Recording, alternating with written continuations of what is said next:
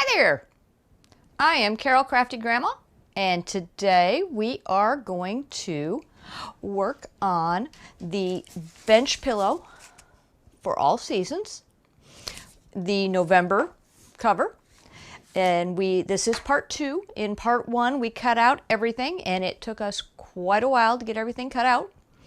And then we did our first piece of this block, which has 3 leaves appliqued onto it, which from where you're sitting probably can't see very well, but they're there. And then we've got the small pieces of the turkey put together, and this is going to be our base. So this is going to be our next block that goes right here. And so today what we're going to do is we are going to put our turkey together, and then we're going to move on to the acorn blocks. And after the acorn, we do the pumpkin, and then some maple leaves, and then completing the cover. I don't know if we're going to get done today. I don't think we will. I think this is going to take a third part, just based on what we have to do, but you never can tell. So what I'm going to do first is they've got a part in the book. Let's see, here we go. Here we go. So in the directions, they have broken down our little friend the turkey, and they've got different sections put together first, and then other sections to go on after that. So we're going to follow along with what the book is showing to get the pieces put together. And there we are at the sewing machine. So let's see.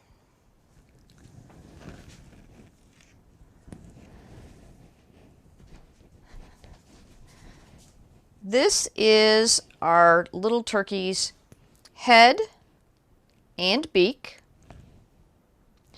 And then this is just the background piece. So we're going to put those pieces together first.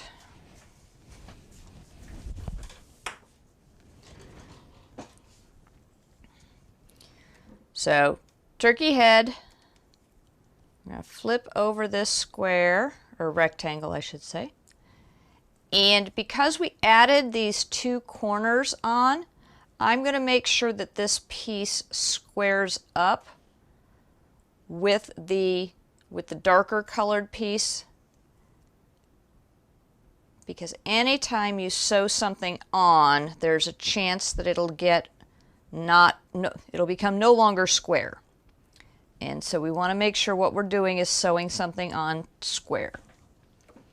Okay, let's lower the stitch length down to 1.5.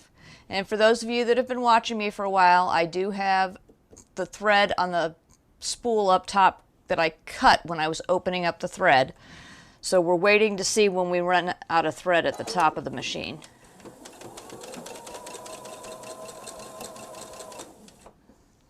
All right. So now we've got our rectangle squared up with the other rectangle, and we're going to stitch our 1/4 inch seam along that top rectangle. We're not going to worry about the little triangles or anything else below it. We're going to go with the rectangle above on the top.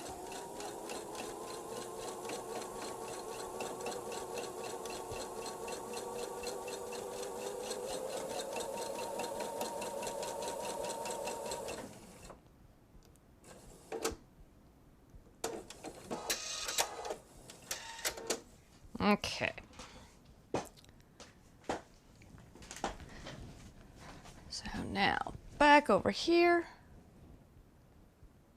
We have everything on. Yeah, does suit. Okay. I'm going to trim off our extra piece of thread and our starter fabric. And in this case, we are going to press to the light fabric. Not to the head, but to the light fabric. I know that goes against what I normally say, but this piece has 2 seams in it already from where the little triangles were sewn on the head. and trying to press down that way would give us a lot of extra layers. So we're not going to do that. We're going to go towards the light fabric. And I forgot to tip this down before I walked in here. I sure did. Give it a few minutes. It'll warm itself back up.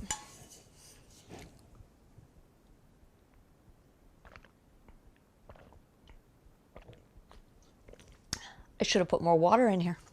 I wasn't thinking. All right. Now, it's not great. It'll warm up more.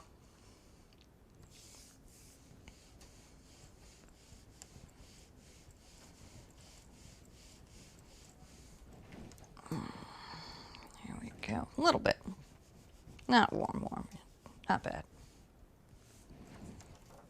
And for those of you on Facebook, welcome back to Facebook. Woohoo! If you were watching me on YouTube yesterday because you couldn't watch on Facebook, well, or you could have watched on Twitch, whichever. If you switched over to Facebook yesterday because you couldn't watch, or switched over to YouTube yesterday because you couldn't watch on Facebook, I hope you remembered to do the thumbs up on YouTube, and while you were there, subscribe so that you can get notifications over there. But yeah, I mentioned yesterday during the show that, or while I was filming, I was like, I couldn't get Facebook to work. I thought it was just me. I had no idea until after we were all done with everything yesterday, and we had a meeting in our neighborhood to discuss what's coming up in the future with infrastructure and schools and cell towers, stuff like that. But anyway, so when we were at the meeting, my husband made the comment on the walk over that Facebook was down all day yesterday. And I was like, oh, well, that explains why I couldn't get onto it. It was driving me crazy. Okay, let's put this there. There we go.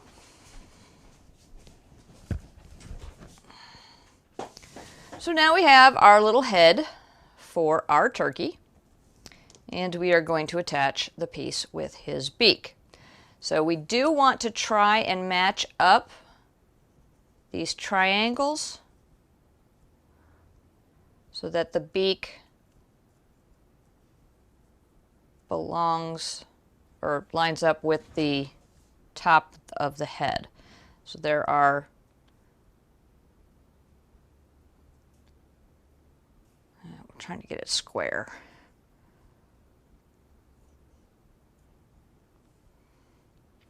Because we added this little piece here, it's not quite square, but we do want to try and get it as best we can matched up at that seam. All right, that looks good.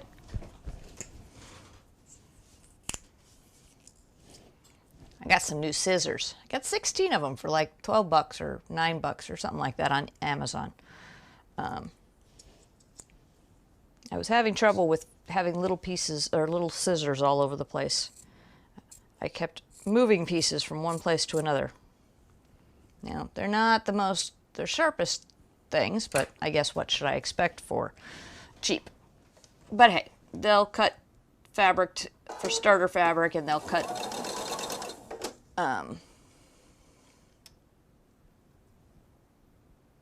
well, they should work for stuff in general. All right, let's see. What's the best way to sew this? I'm going to sew it this way.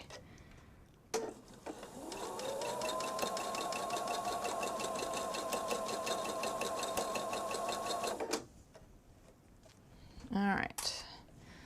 Stiletto. We want to make sure the seam stays down, and we want to make sure this stays as close to each other as we can.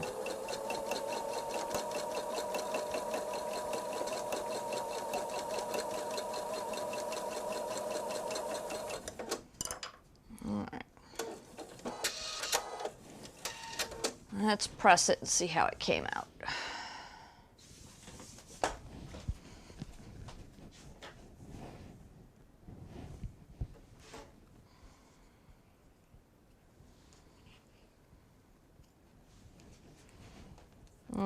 let's think about this one. We're going to press towards the piece we just put on because it only has one seam and the other side has like 3. Well, 2. Well, 1, 2. It has 3, but yeah. The third one's not intersecting with the seam we're talking about.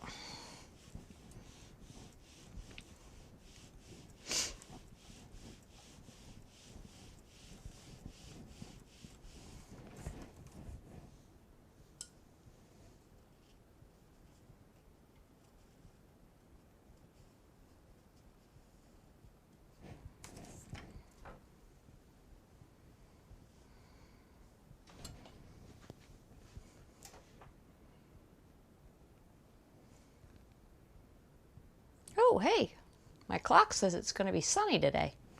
No rain. Yay. It must not be summer anymore. No rain every day in the afternoon.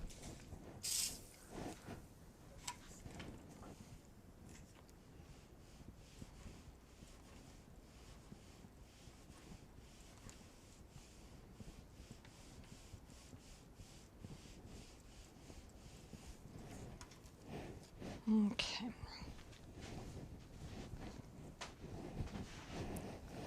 So here we have our head.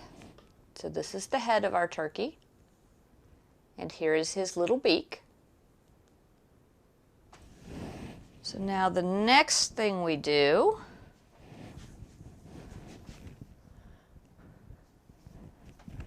is put these two pieces together.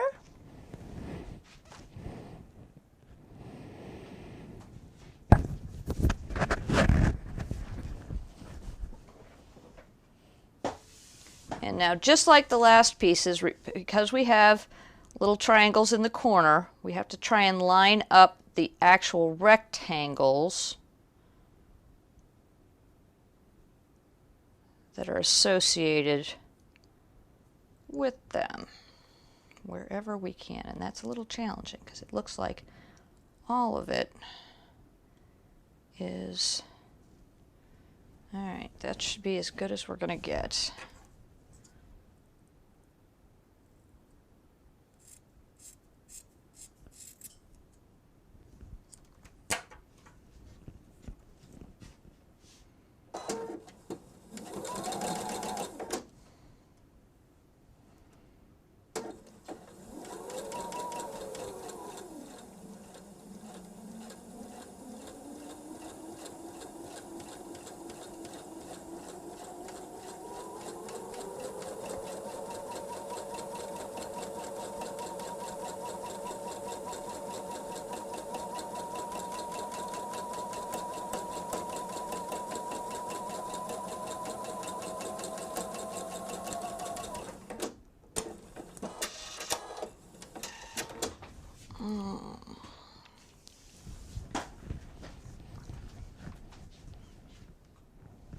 Now,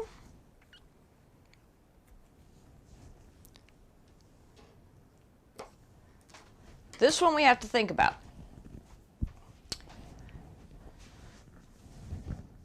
Nope, we don't. I lied. Doesn't matter. I'm going to press to the dark fabric because they both have seams. They both have triangles attached to them, so I'm just going to press to the dark fabric.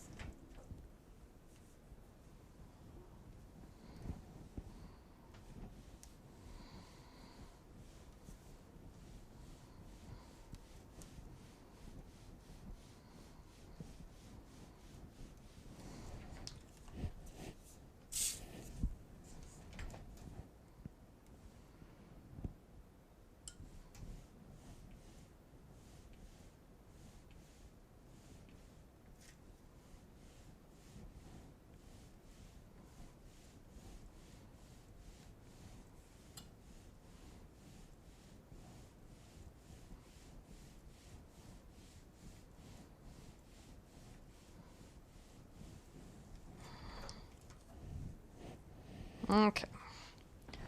So now that piece is going to attach to that piece at some point in time. I'm not certain exactly when. We'll figure it out as we go. Okay, let's see. It shows those and those. Okay, we need a clip so I don't get them mixed up.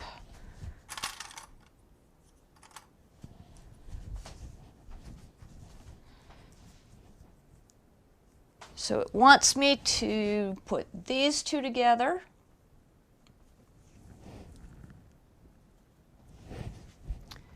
And these two together. And like I said, don't want to get them mixed up. So naturally I choose pink for both clips. So I can't even say one color goes with the one. But I'm going to sew where the clips are. So I know we're going to do that. And I'm not certain. Okay, that one goes there, so that one goes there. All right, so we may get to sewing some, quote, rows together, for lack of a better term. All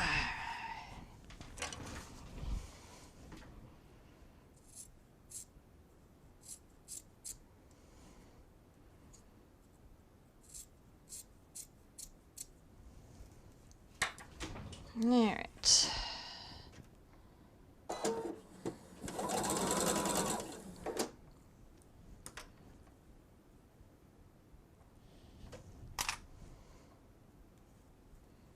Now these should match up perfectly, because if you remember correctly, we trimmed them all down, all four of them, exactly to 2.5 inches.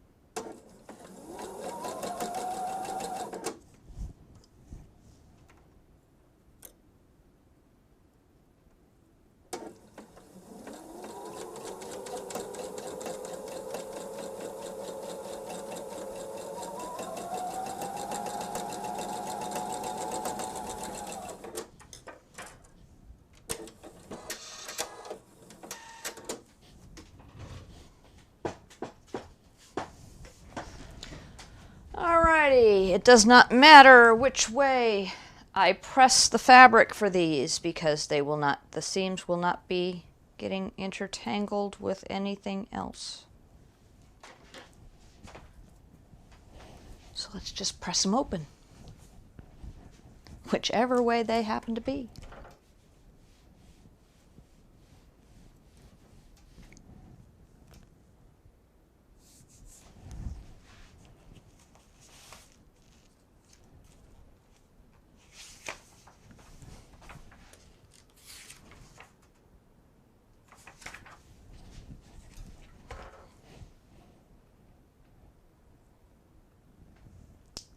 I'm shutting again.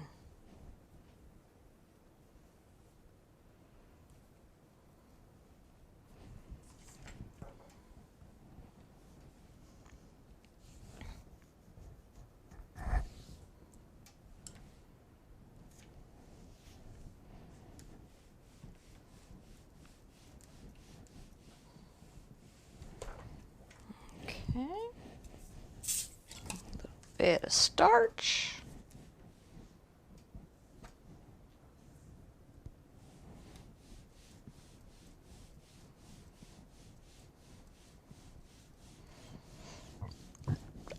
Oh, excuse me. Woo. I had a sandwich for lunch. I guess it just disagreed with me. Okay, so A. That's A, that's B. So this will go here, potentially. All right.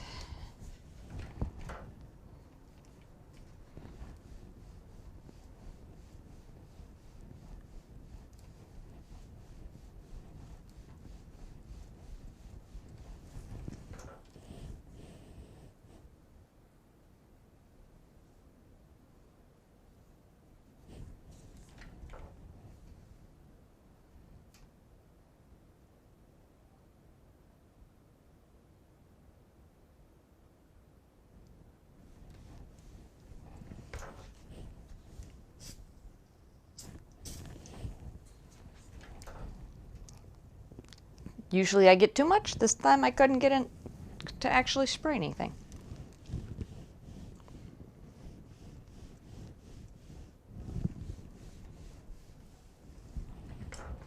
All right. And this goes here. So, what we have now is this piece up here goes over all three of these pieces. And this piece makes up that piece and this row. So we need to make this rectangle of stuff first. And when we do that, we're going to have a seam here, and then we're going to have the seam here. So we're going to need to match up our seams to make sure that it presses the right way. So here I'm going to join these right now, and I'm going to press to the light fabric, this full square. That way when I press over down here, I'm going to press to the darker fabric, and they'll nest.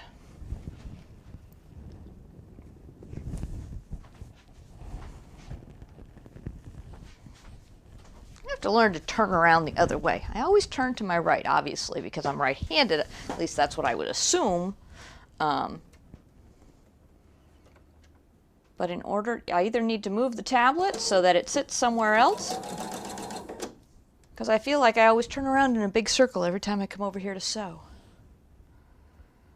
All right, now here we're going to match up as best we can to make sure that the row is square.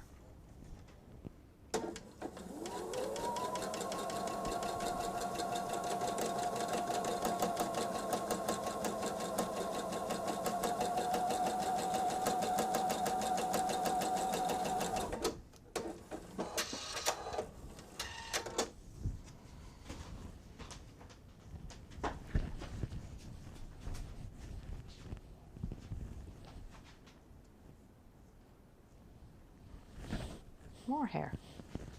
Definitely shedding today. Okay.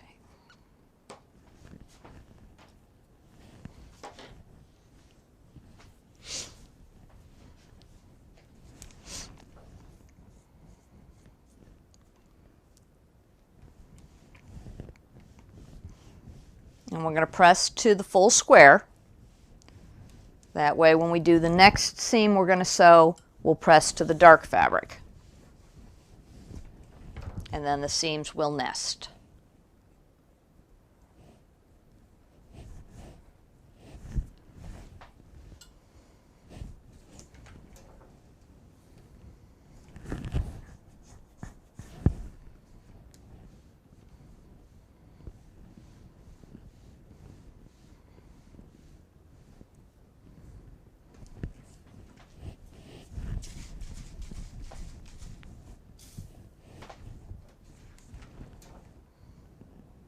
Oh, I am going to spend most of the next like 4 days, most of my time off from live,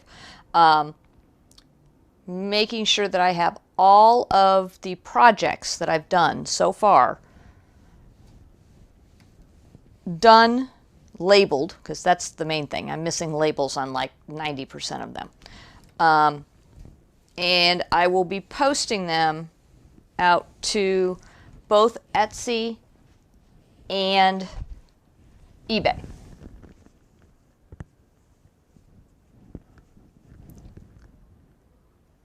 All right, so now we're gonna fold this over here, and we're gonna, see, I'm turning to my left. That's where the sewing machine is, so that may be why I'm doing it. It's not because of a handed thing or anything like that. Maybe I'll have to figure out a way to move that tablet. But I don't want it on the main table because then it would be in my way as I'm doing almost everything. I don't know. Maybe I'll move the whole table. You never know what I might do.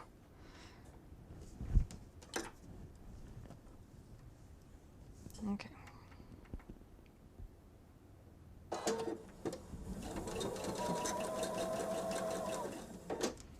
All right, and I've got the square on the top because this has some seams in it, so it's been stitched. So I want to square it up to the piece that hasn't been sewn yet.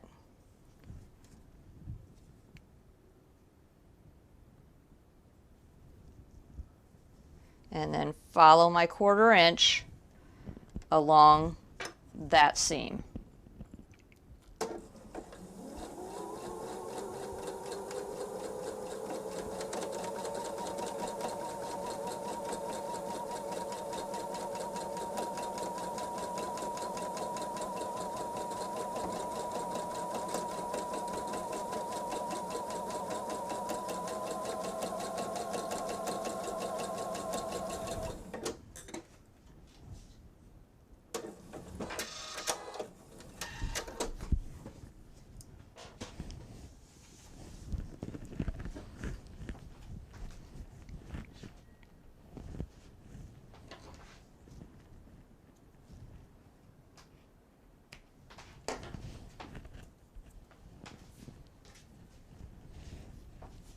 All right, so like I said, so now we're going to press towards the dark fabric.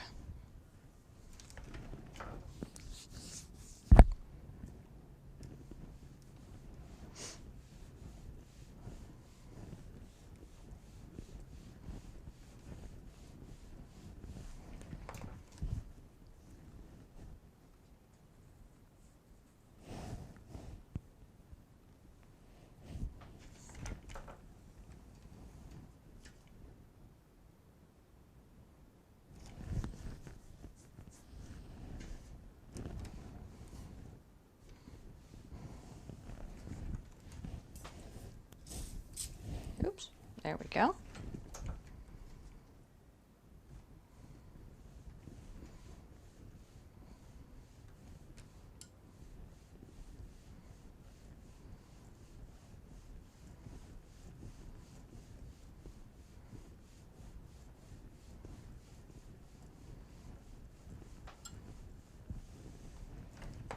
Alrighty. There we go. So now we're ready to put these two pieces together, because we can't put this one on until we have these pieces together. We can't put this one on until these and this are together. And then once all of this is together, then we can attach, well, we'll have to put those two together and attach them. Then we'll put the whole bottom, the leg piece together, and then we'll put it all on its perch of corn. All right, so these two go together. And let's do this. And down here, we put the dark piece, and we press the seam towards the dark side, dark fabric. On this piece, we press the fabric towards the full square. Therefore, we have fabric going in opposite directions, and you can kind of see the little bump in the fabric. Maybe not this way, maybe this way. You can kind of see how this fabric is higher. So you match up the bump and square it up to the top, and make sure everything's even and straight. And there you go. That's a nested seam.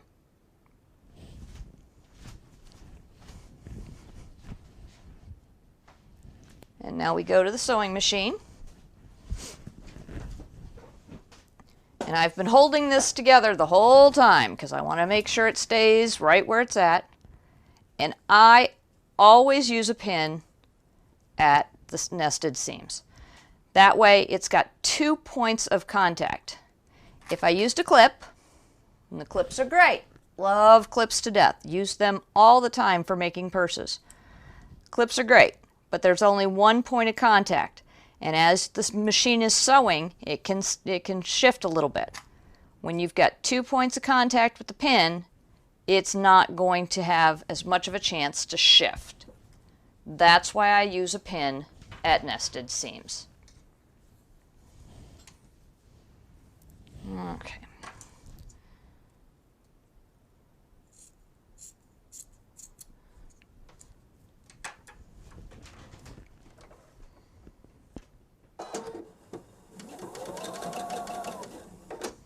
I use the fabric here because when you start sewing, you usually start sewing a little bit in. You don't start at the very edge of your fabric. You start a little bit in.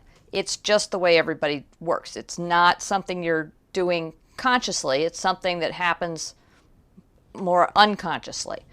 So if you use the starter fabric at the beginning, when I put this in here, I'm going to have my seam all the way from the edge of the fabric. And then you want to use your chopstick. If you don't have a stiletto, just use a chopstick. And make sure everything stays down.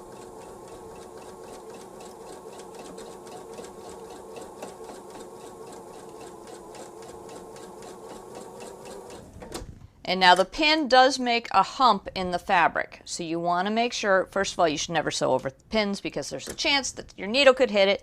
And then the needle will jump up in the air and it could hit you in the eye. And even if you're wearing glasses, it can go under your glasses or around your glasses. These things have been known to happen.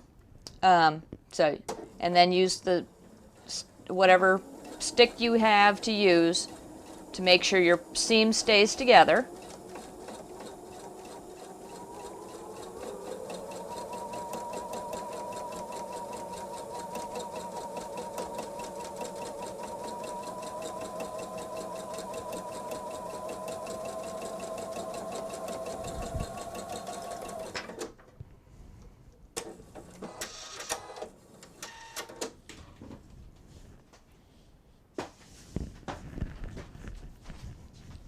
Round and round we go. There we go. All right, and so now we have our body and our wings put together. Now let's see. Does this need to match up anywhere? Yes. It's going to be matching up here. So I'm going to press towards this dark right here because here, yeah, there's 1, 2, there's 1, 2, there's 2 either way, but I'll press towards the head on the turkey because that way the seams are further away from where we're matching up. It should work better to go towards the head. So, towards the body, the dark, big dark square.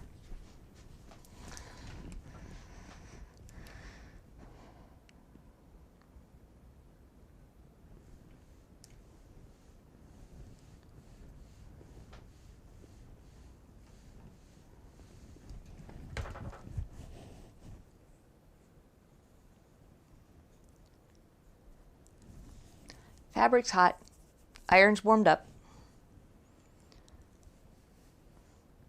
The darker fabric tends to hold in the heat. If you live somewhere warm, you know that driving a white car is better because, or a lighter colored car, because the sun's shining down, it makes more heat, blah, blah, blah, blah, blah, blah. Works the same way with fabric. Dark fabric sucks up the heat from the iron.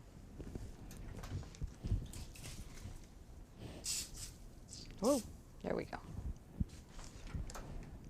I got the stuff to come out that time, it just didn't go in the right spot.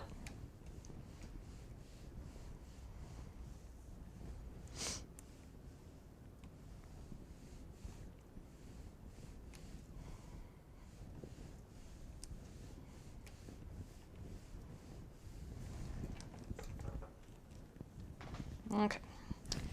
Back to the little camera. That's very out of focus. All right, that's fine. Okay, so here we go. Let's look at our points. So here, you'll see the fabric ends about 1/4 of an inch from the edge of the fabric. This fabric, there we go. This fabric did the same thing because we need 1/4 of an inch seam to sew. So now we have a nice point that goes right into the corner. Here, it had more than 1/4 of an inch. And it kind of goes, well, actually, that's better. That's pretty good too. When I look at it from a distance, it looks a little bad, but now that I see it up close on the camera, that's pretty good. And then we have our extra 1/4 of an inch over here, and then we have them on the tops. But so these are our points for our wings, and that's why you don't want the diagonal to go all the way up. It needs to have 1/4 of an inch so that you can get your points where they need to be.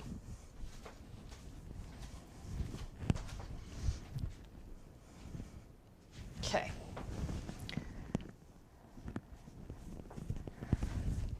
So we have wires hanging out of my pocket. That's what we have. We have the body and the wings of our turkey. So we're going to attach our single piece right now. And that's what we're going to sew with because that one hasn't had any seams to it. So we're going to make sure we sew along the straight edge of this cut fabric.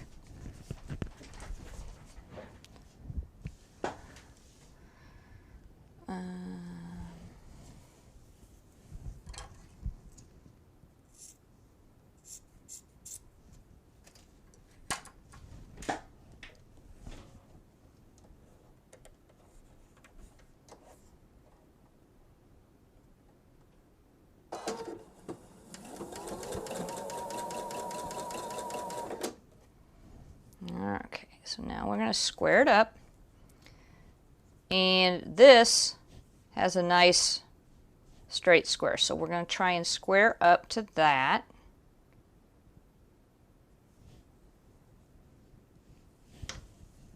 And then at the bottom,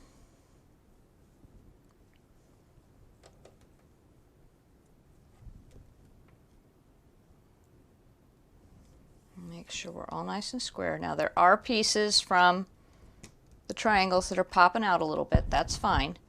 And if you want, you can put a clip so that you know that the bottom stays straight square.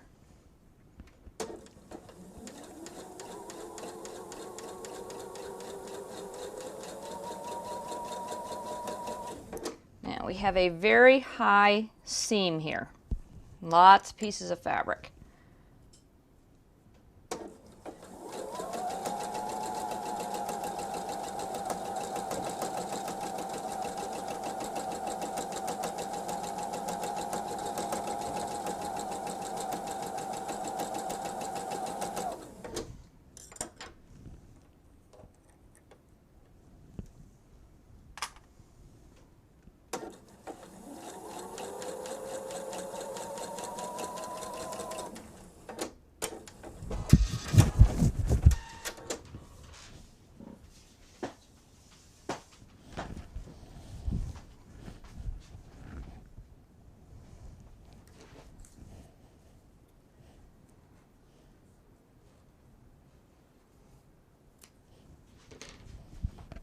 And then in this case, we won't have anything there, we won't have anything there, so there's nowhere that we're matching up to that we need to check for nesting. So I'm going to press to this long piece we just attached because there are no seams on it. So it's going to give a flatter seam.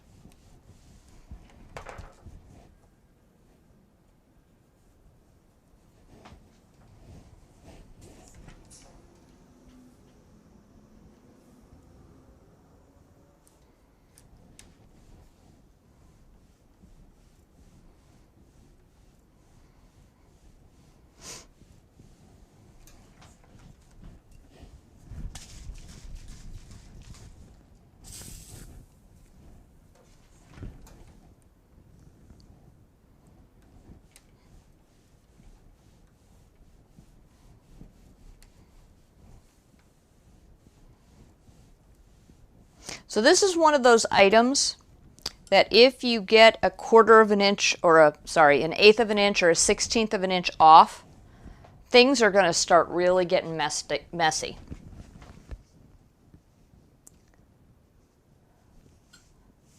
Because if you have 1/16 of an inch off at this seam, and at this seam, and at that seam, that's going to be 3/16, which is almost another 1/16, which is almost an 1/8 of an inch off. And so as we start joining things together, that can cause a problem. We were able to match up this seam without a problem. And it does look like we're okay with this piece. This piece is going to fit just fine.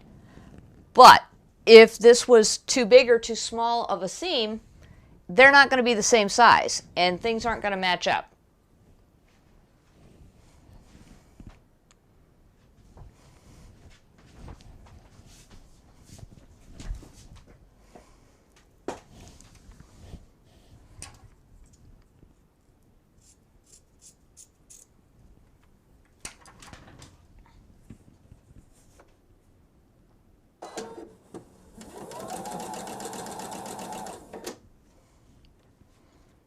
Okay, so here we go again where we're matching up and making sure we're square on both edges.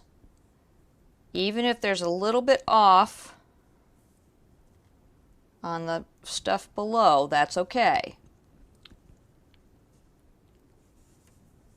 We want to make sure that we're straight and square. And now we'll stitch with the 1/4 of an inch on this cut edge of this piece of fabric that we're just attaching.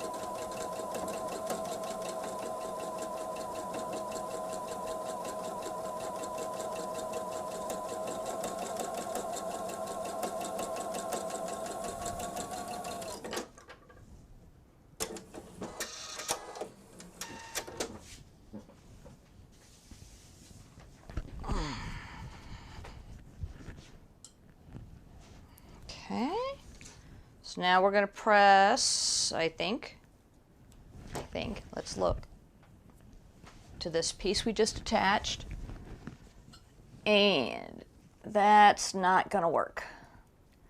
This piece that we put together at the very beginning of this part, the seam is pressed up. And it needs to nest with this seam. So this seam is going to have to go against the side with 1, 2, 3 seams. I'm okay with that. This piece is bigger than that piece. That piece would have been much more difficult to press towards the other seams. This should be easier because it's a bigger piece. There's more space between the 3 seams. There's only 2 seams on that other piece, but they're like within an inch of each other. So there'd be a lot of fabric there, and it looked like one big bump. Whereas here, there's 2 inches between each seam, and even though there's 3 of them, it's going to be less obvious that there's a ton of bulk because it's spaced out.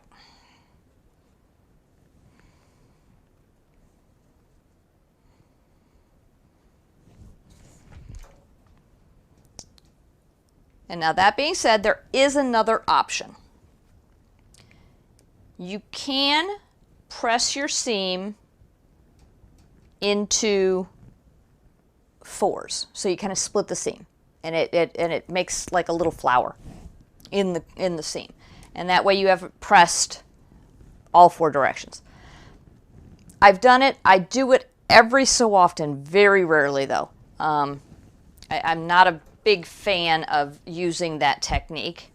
I prefer to just press my fabric or press my seams one way or the other. And of course, the seam wants to be difficult just because I'm saying that. But usually you can get the fabric to press, even though it's a chunkier seam. It's not the ideal. You can usually get it to work correctly.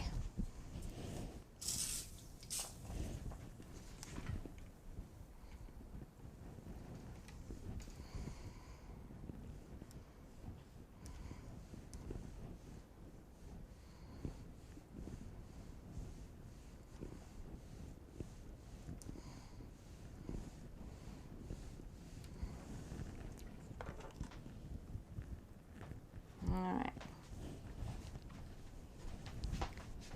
We need to go over here. Yep.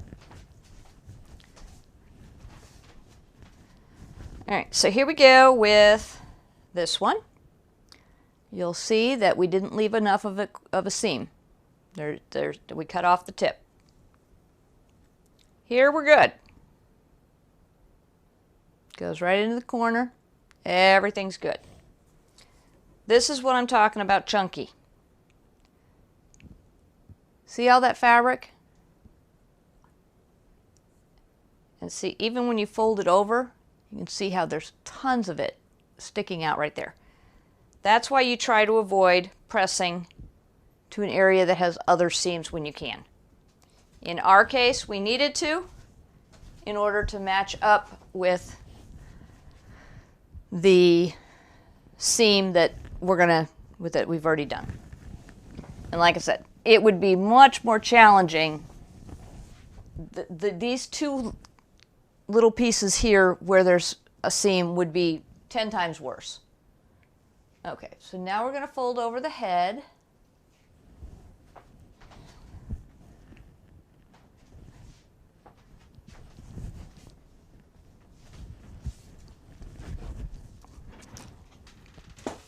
And we are going to press to the head.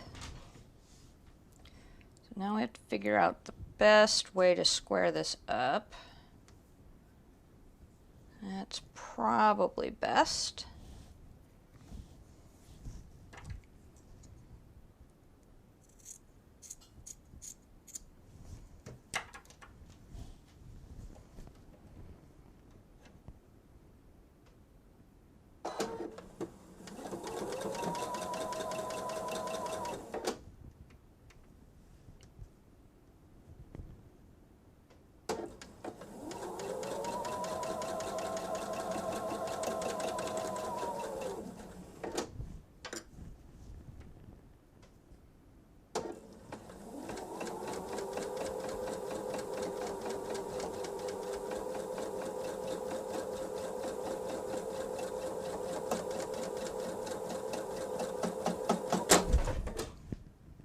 Alright, that was weird. What happened?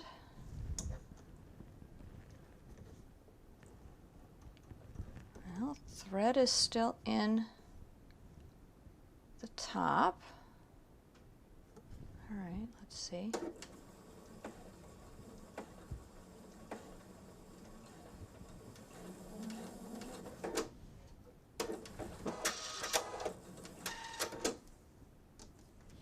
Alright,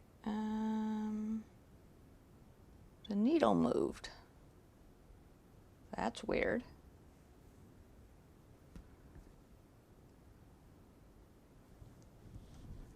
Let's turn off the machine and then turn on the machine.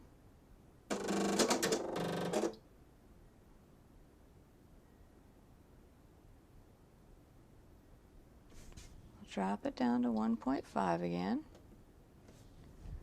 and hopefully we won't have a problem. Let's try.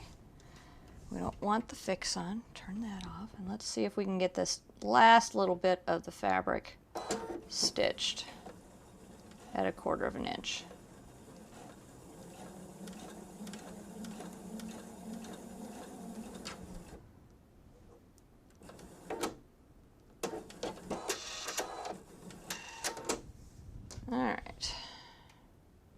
I must have shifted the fabric. That's the only thing I can think of.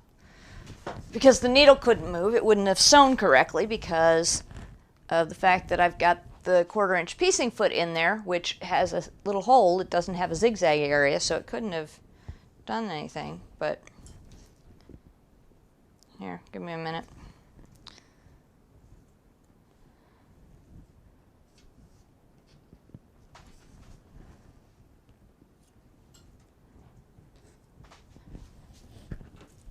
Okay, there's the cutting. Here we go. Okay. So here is the front side. And I was sewing down, and I got to right about here, and that's when it made that awful racket, and I must have moved my fabric over because then it stitched down but a little off. So what I did was I went back and I stitched at the 1/4 inch. So that's what that is. Look on the back, it kind of knotted on the part that was bad, that shouldn't have been there. So we're going to pull out our trusty dusty, handy dandy, whatever you want to call it. Come on, focus. And focus. There we go. I'm going to pull out my seam ripper, and I'm going to get rid of that stitching,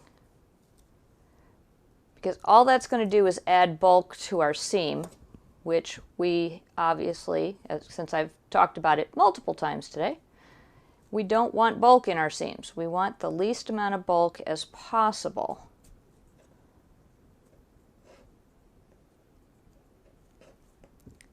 And all these extra pieces of thread.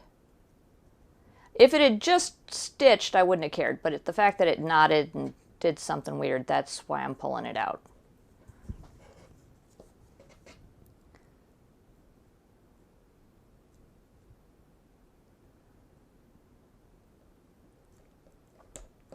Okay. Got the thread out. And you can see me, yeah, it's just my tablet that's not working again. And we're going to press towards the head. That way we press towards the body on that part, so we'll be able to match up our seams, or nest our seams, match up, nest, whatever term you want to use.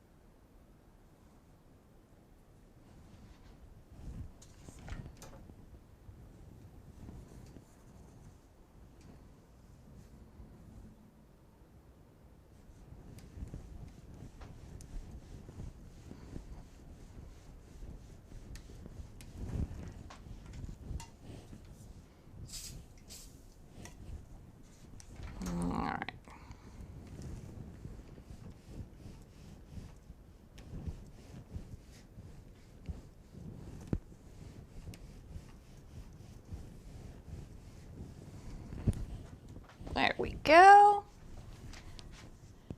And we've almost got the turkey body done. Almost. It looks more like a turkey now. As I'm looking at the monitor, it does look more like a turkey now. I wasn't seeing it. I was thinking that the fabric I picked was just way too busy and it was going to distract, just like this, where you cannot see the leaves at all. I was thinking that that was going to happen here with the turkey, but I'm thinking maybe the fact that, I don't know. I just don't know. All right, let's match this up and get it sewn together.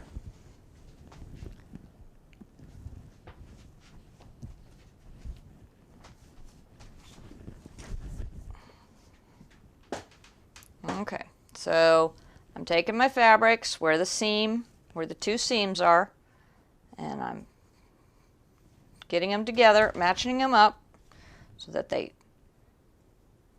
two bumps meet.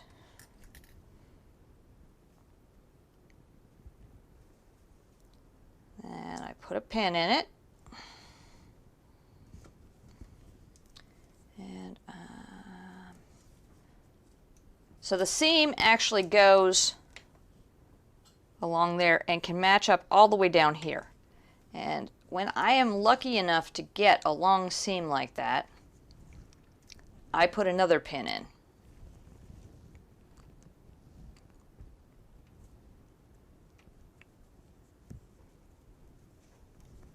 Because that will square everything up. You'll see I've got that side and I've got this side, and everything's squared up.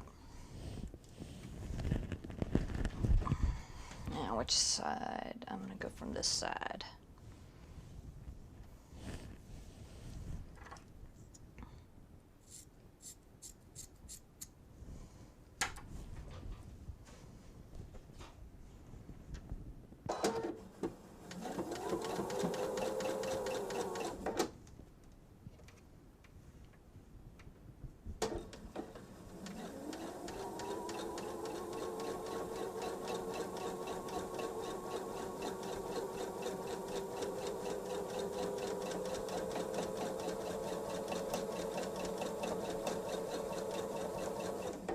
Now, I don't know if you can see this or not, or how well you can anyway.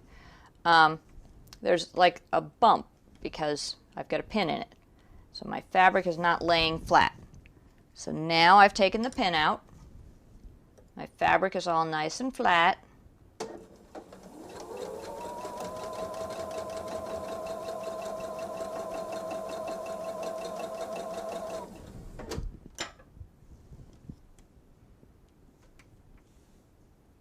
Keep everything square.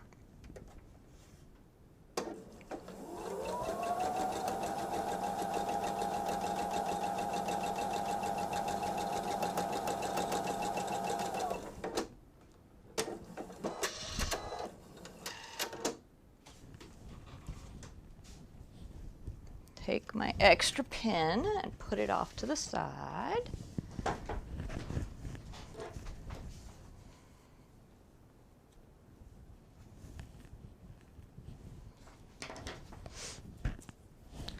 And there we have a turkey. Now let's see here. That's going to go there, so shouldn't need anything. And that's going to go, because these two legs are going to stick towards the middle. So it doesn't matter which way I press this. I just need to press it towards the side that has the least number of seams. So 1, 2, 3, 1, 2. Let's go to the 2.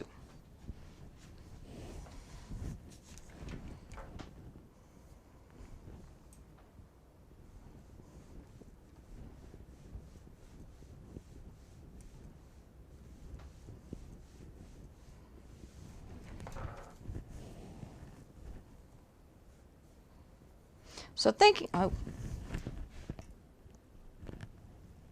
sorry, I forgot to bring you with me. You have no idea I was pointing to the legs here and everything. You had no idea what I was doing. All right. Anyway, as I was just getting ready to say before I realized that you guys weren't all along with me. When you quilt, people say, a lot of times people will talk about squares. And when I say quilt, I'm talking about piecing the top. Keep in mind, there are multiple steps in this, and putting this together is not quilting. This is piecing the top to prepare to quilt it later. But a lot of times people will say that your square is done. Quilting is actually a bunch of blocks, not squares. They don't have to be a perfect square. They can be rectangles, which is what's happening here in our case. This first block is a rectangle.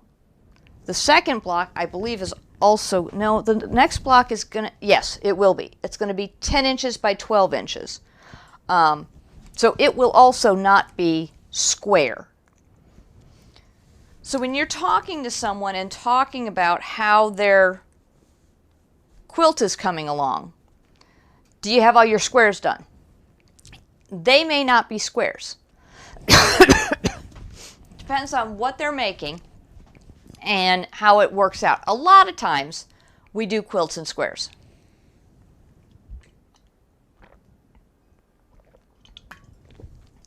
Excuse me. But you don't always do your quilts in squares. So the technical term you should use when talking about putting things together would be, how are your blocks coming?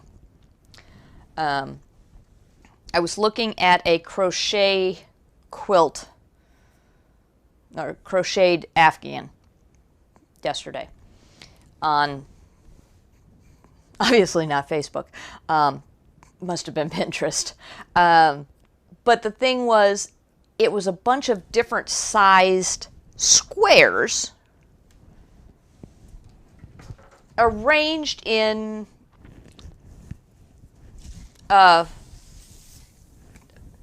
haphazard kind of a pattern, and it looked really cool, and that's what made me think about that when it comes to quilting. It was like, you know, a lot of people always talk about doing things in blocks or in squares. You're not actually doing them in squares, you're doing them in blocks. And it turns out this turkey is the perfect example of that, because as we've been sewing him along, we haven't been working with squares. We've been working with a lot of rectangles. And getting him put together involved blocks, not squares.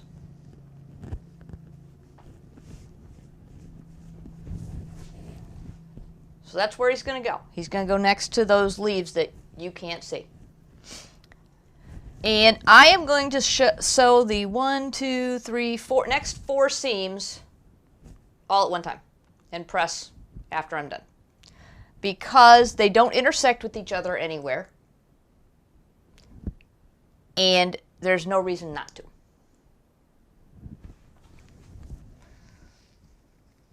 Let's make sure I get them in the right order. I mean, they're all different sizes. I should be able to figure this out fairly easily. But I tend to forget, so let's just hope. Sewing machine. Excellent.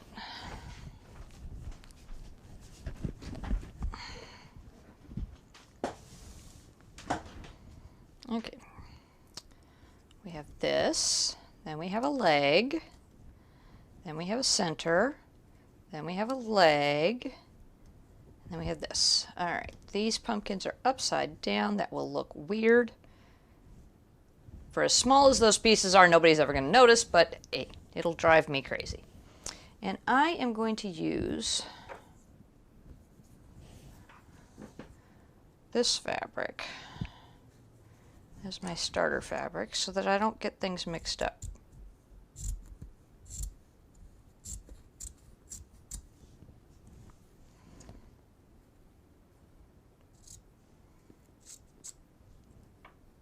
One, two, three, four.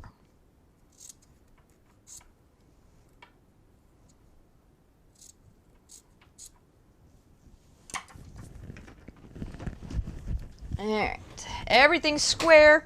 This should be easy peasy, right? Let's just hope the machine doesn't do something weird again. Because the other one's in the for maintenance. I don't have the, I don't want to lose a second one to maintenance.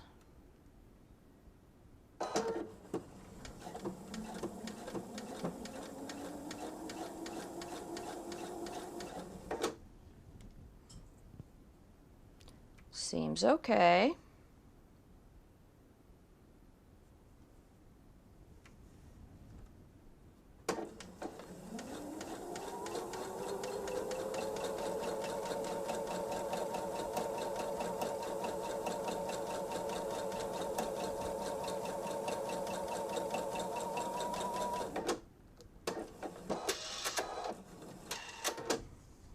All right, there's one seam.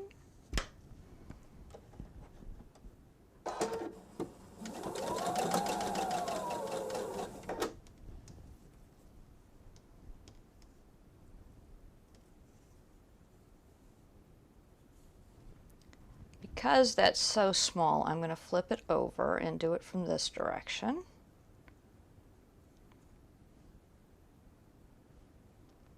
Because this piece was only an inch long when I cut, or inch wide when I cut it. So it's going to finish to a 1/2 inch. It's going to be tight.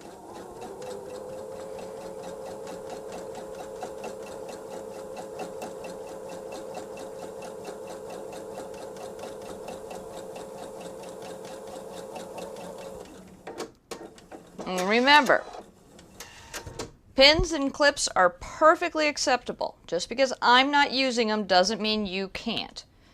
Pins and clips make life a lot easier, especially when you're just getting started. I was the queen of pinning when I started quilting.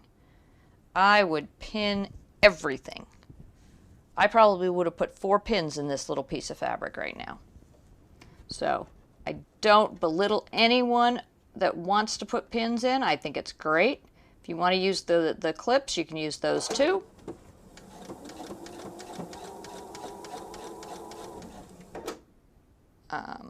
Feel free. Whatever makes you happy.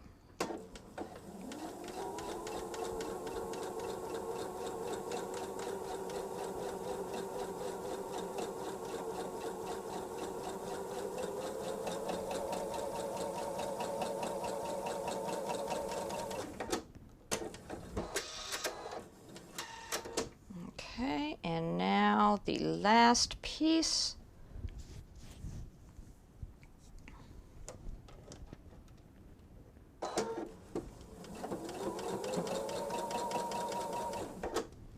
And again, I am going to flip it so that I'm sewing on the little itty bitty piece. And I have the big piece underneath. That way I can keep an eye on whether it's staying square or not. So another way to make this easier on yourself, if you would, whether you're using pins or not, would have been for me to take this over and actually press this seam, because then all the fabric would be laying flat. I wouldn't have any bubbles, but I just want to go ahead and get this sewn on.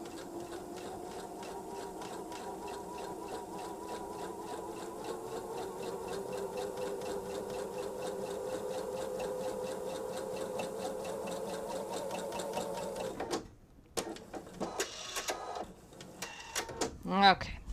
Oh, hey, big girl. How are you doing? I have a kitty cat. I have a kitty cat. Hi, kitty cat. All right. Over to pressing. I'm going over here, baby. There we are. And now we have our legs. And I'm being loved on my legs. And cut all our extra thread and feeder fabric off. And this trimming is why I used a different colored fabric, because I was afraid that I might cut the wrong fabric, because the feeder fabric was the same as the background that I was using here.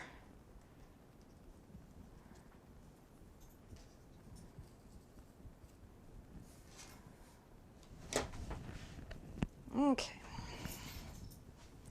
now we have it all done, and we're going to get a Kit Kat. Oh, she's going to come straight over here. Hi, baby. Hi, baby. You doing okay? What's going on?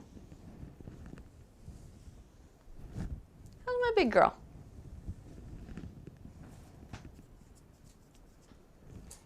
I'm sorry, I was getting fur off of my hand. You're all furry.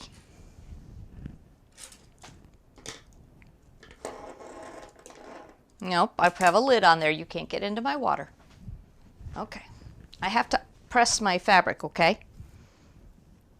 I have to press my fabric, baby. Hi. Yes, a good girl. Wow. She's really feeling unloved. All right.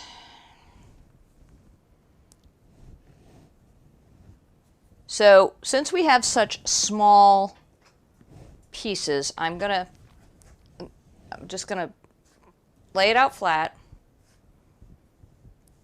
kind of hold it stretched a bit, and press towards the leg. Good girl. And press towards the leg.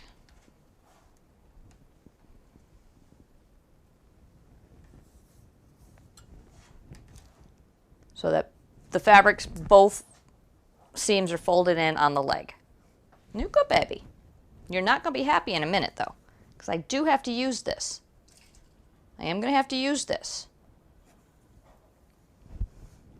And you can stay. You don't need to go running anywhere. Just a good baby.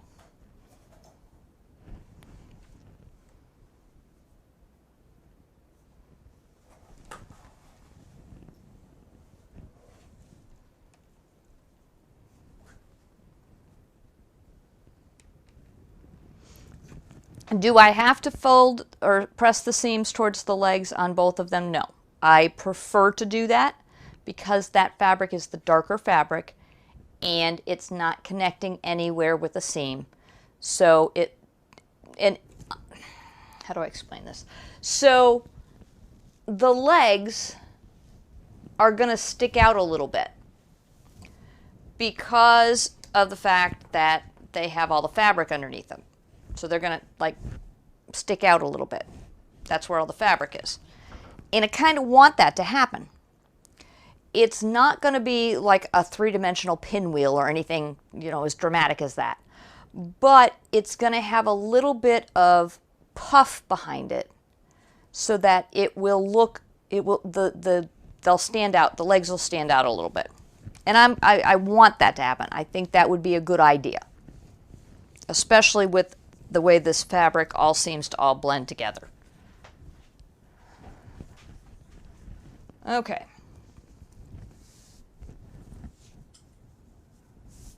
Oh, I forgot to put the starch on.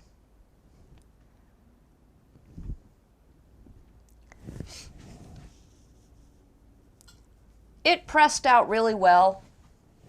They're matching up really well. And if I use the starch, my poor kitty cat will be mad at me because she doesn't like anything sprayed.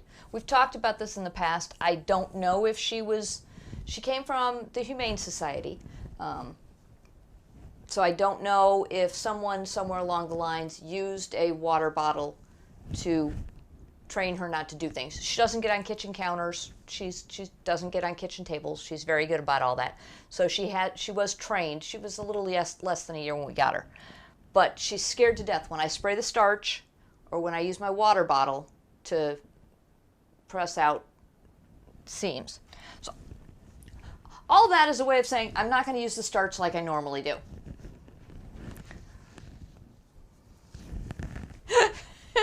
You really didn't need to hear that whole story, but, you know. There we go. So what I was talking about was the fact that this fabric, when squared up with the corn, is almost exactly the same length down at the bottom. It's actually a little longer. And if I pressed this with the starch, it would honestly potentially make it even longer. So we're going to go with it's fine just the way it is. I am going to put a clip here just because I want to square it up down at the bottom a little bit.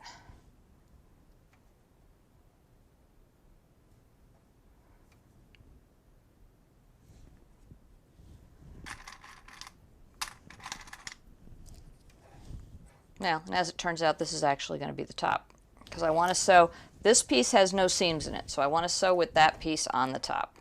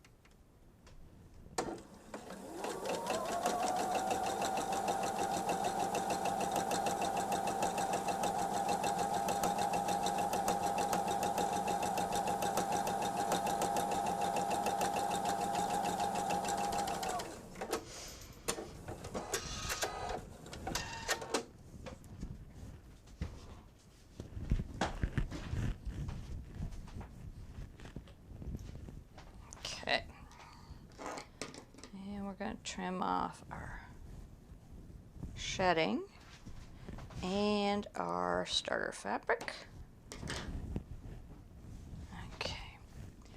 Now, do I care which way I press this? Let's look at the acorns.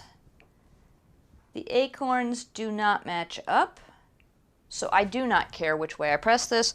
Therefore, I'm going to go to the bottom, the corn, because it has no seams.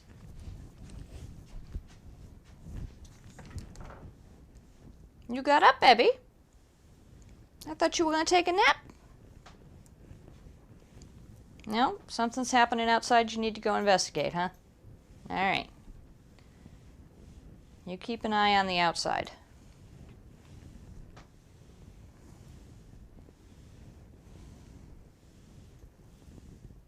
No? You're getting down and leaving the room?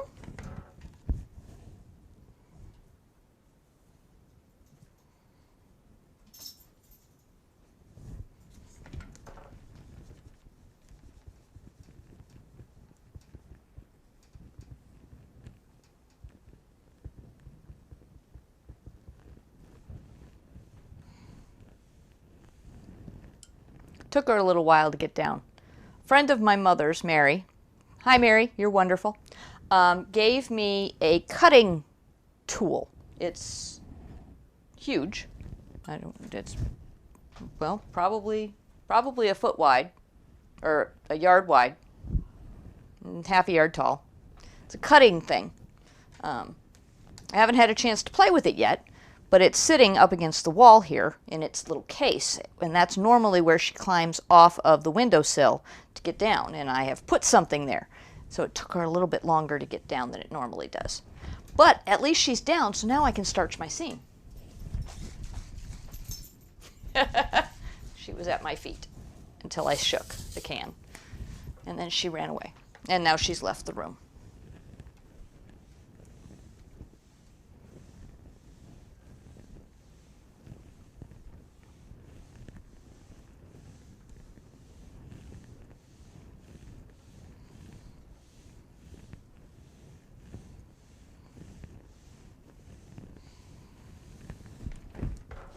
Alright, and the last thing to do for this block is attach the turkey body to the turkey legs to the corn that it's standing on. It's already attached to the corn. So, last seam for the turkey.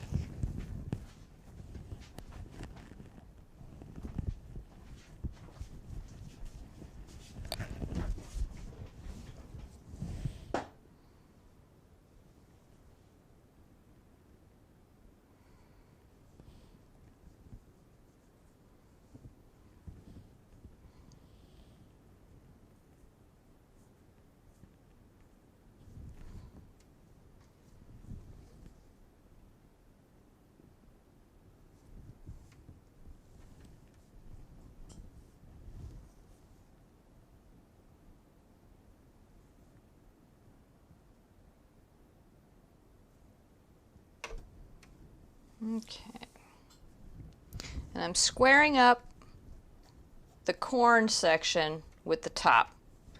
It looks like there's a little bit of an extra width at the bottom. Oops.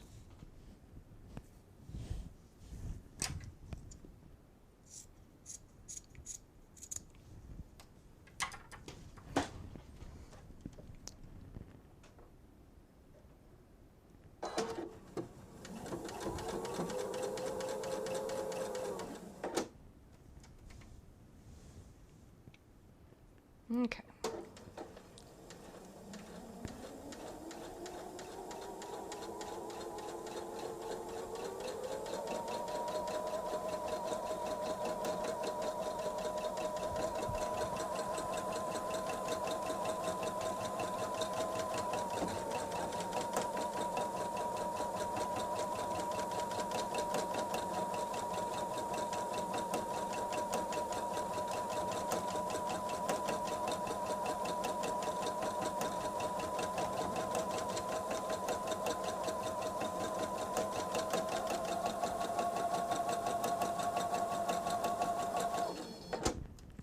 Well, that's nice. I'm out of bobbin thread. It tells me that now.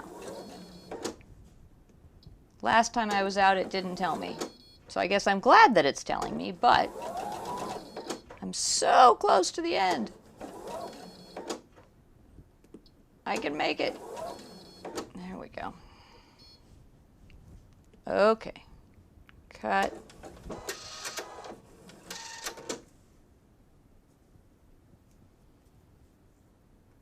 Yeah, I actually ran out. All right, now, last time we did this, we tried to do it.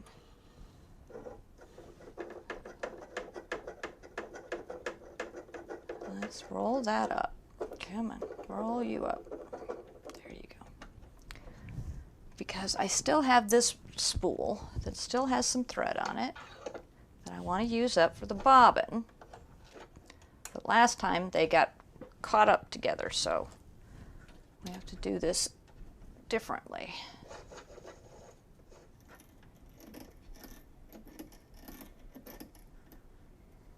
All right. So my machine has the special bobbin where it has to be in a certain way, and then I turned the speed down when I started the day because I knew I was going to have to do this at some point in time anyway. But I've turned the machine on a second time since then. That's right. There we go. Don't wind at full speed. It's not good for the bobbin. When I worked for a sewing machine store, people would come in with these bobbins warped onto here all the time.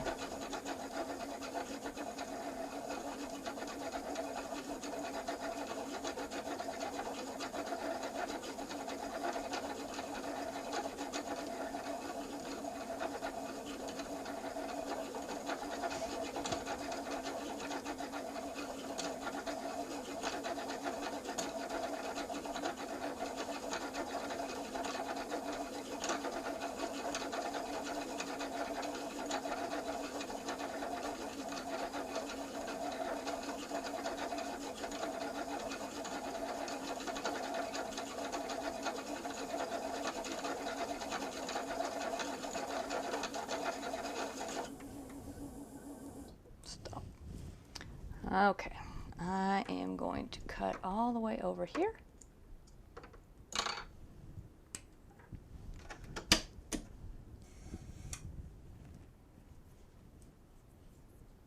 This will go in the garbage can.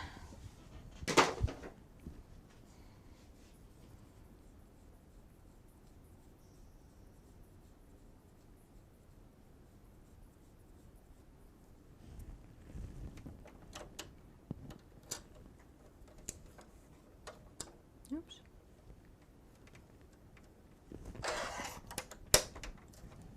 Okay, there we go. Now let's get this rethreaded.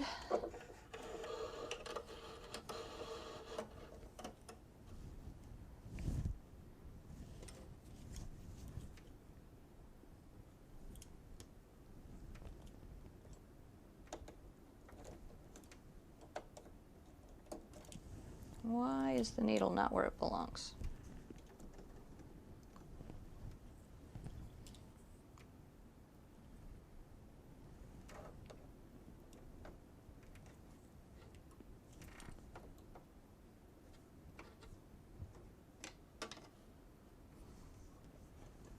There we go.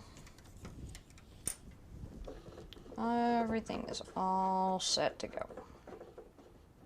I say that, and I probably didn't need to do all that because the next thing we're going to do are the acorns. And the acorns are going to need the brown thread. Yeah, that was a waste of my time. Well, the bobbin wasn't because I was going to need to do that anyway. But rethreading the machine with that thread was because the next thing we're doing are the acorns. And the acorns, I need to put the brown thread on for the applique. Oops. Okay, and now we're going to press towards the legs because they have the least number of seams.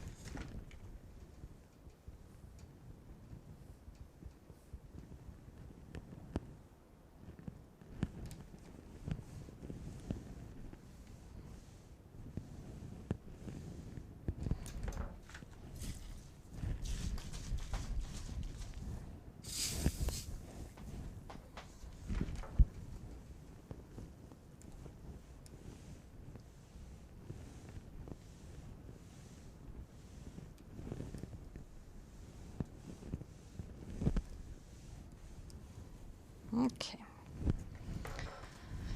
Turkey! Turkey, turkey, turkey! Let's move the book out of the way. And we're going to put this here. There we go. And we have our turkey. He's a little more visual from here, but I don't think my gold and orange and gold, and then gold legs are very predominant. I mean, they're there. And then this is the part that's under the turkey's neck. There's his beak, turkey head, turkey neck, turkey body. All right, so over here, even with it laying down, you can plainly see we've got extra fabric.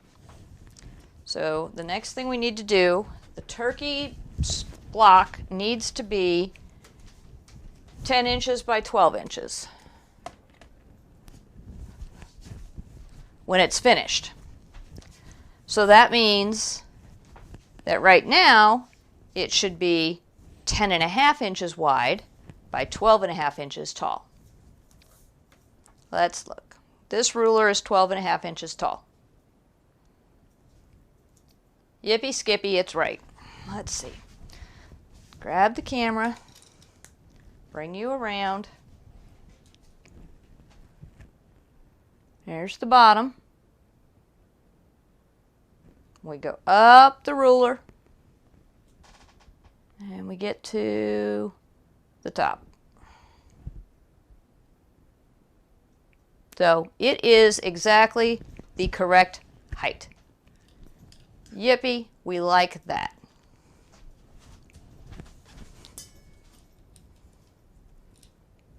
There we go. But I'm not certain whether this area is 10.5 or this area is 10.5, because like I said, there's a whole 1/4 of an inch there.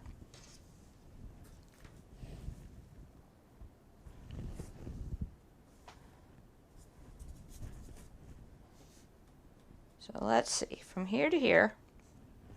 Ah, cool. It's the top, that's right.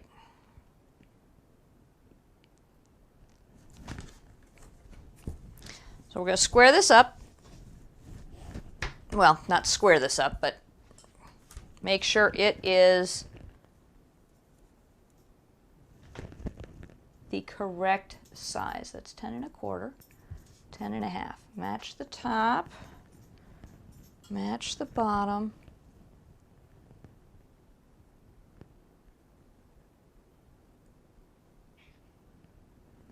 Hey, big girl, welcome back. Okay, different problem.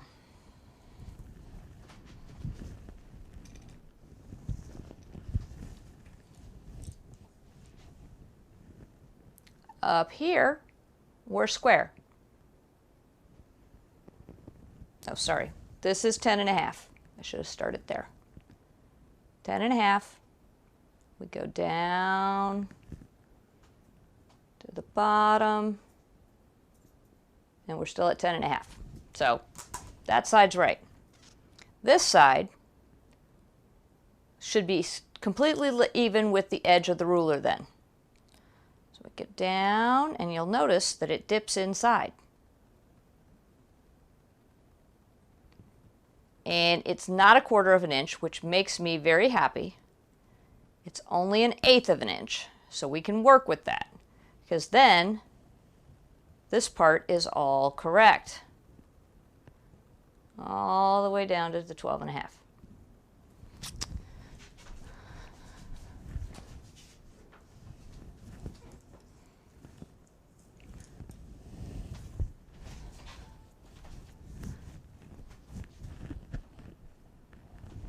So we're not going to be doing any cutting. But I now know people are just, it could be kids.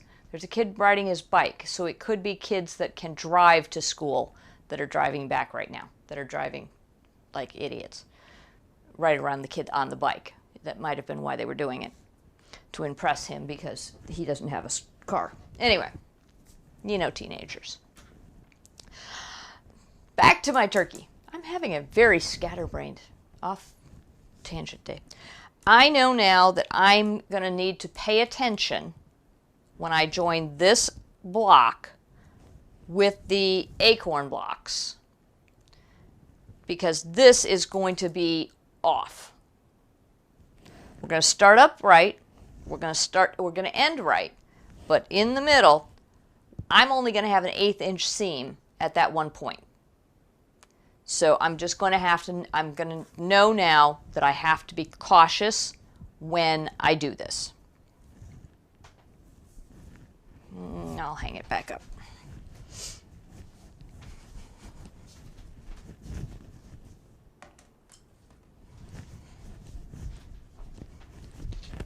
Okay, let's hang up the turkey.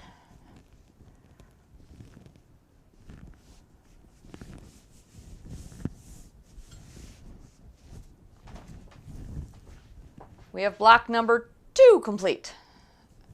Now block number 3. Block number 3 is acorns.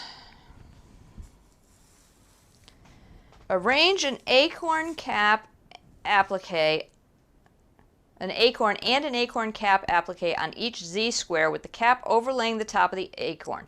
Fuse appliques in place and machine blanket stitch around the edges using matching thread. Whew. All right, let's look at the picture.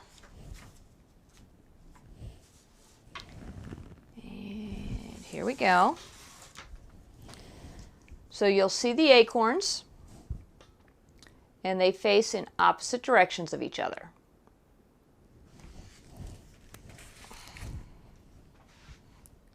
So I need to arrange my acorns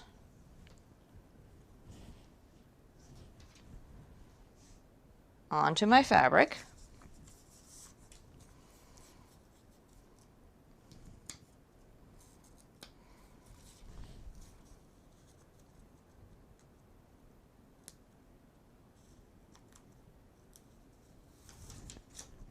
And this one's going to go off in that direction. Again, remember, we've talked about this before. Make sure you have enough on the side for your 1/4 inch seam allowance.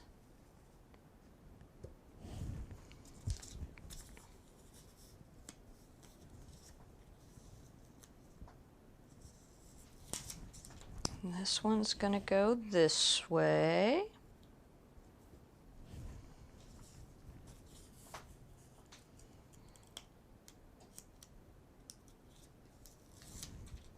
And then we're going to go back this direction.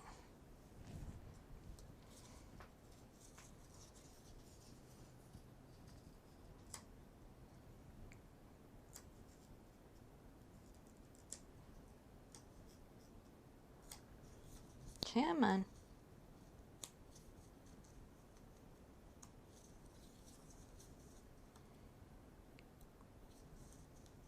There we go. Okay. And we overlap our acorn bottom with our acorn top.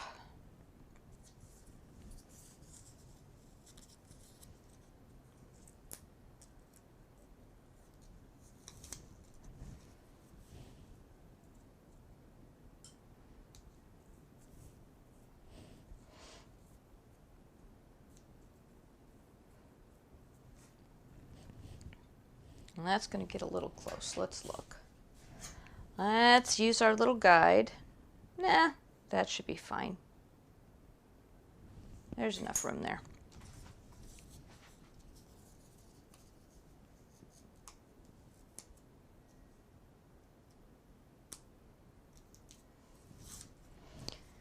And here we go.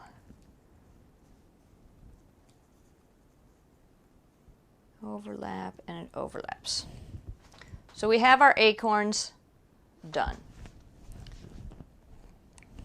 Let's press them so that they're correct.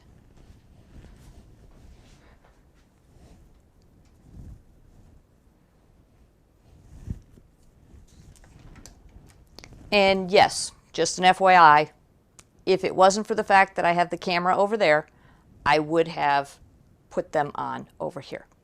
I have a fourth camera, and I don't use it very much. And I am thinking about getting another stand and or a clip or something and putting it on here so you can see my ironing board. Haven't decided yet. That's what I'm leaning towards. And I'm also looking into trying to figure out how to move the sewing machine camera so that you can actually see the needle more clearly. I just haven't figured out how, because if I do that, I'm afraid that everything will bounce too much. All right. There's one.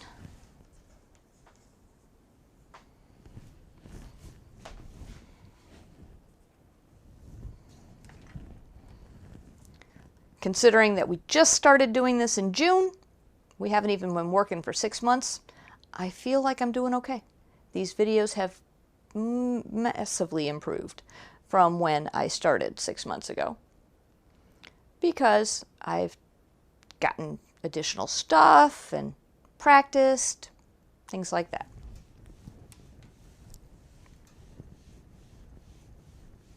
Yeah, I can't wait to try out that thing from Mary. I thank you, Mary. It looks phenomenal, because I can't wait to see. It's going to make cutting amazing if I could just figure out exactly what it is.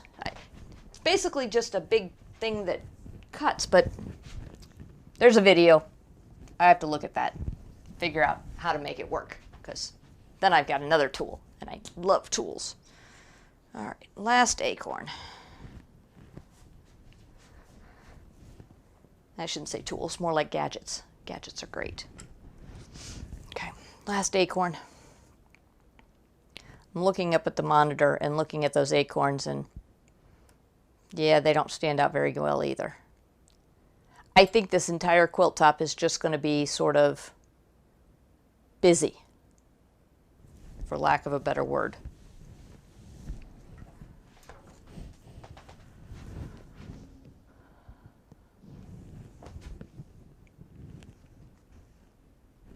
No, no. Goes that way. What did I do differently? Okay, turkey goes that way. Turkey goes that way. Ah, there we go. I had them facing the wrong direction, because the turkeys have legs that are on the background fabric. And the way it was set, the turkeys were going to go weird. All right.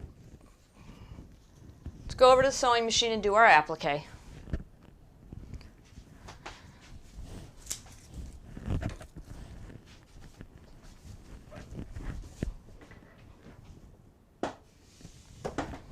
Okay. This foot comes off. This foot goes on. And see, I should have just kept the thread out.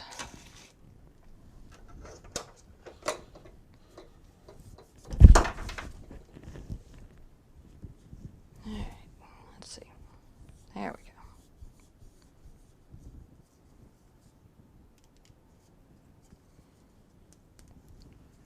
go. Now, do I use brown or do I use black? I am going to use black.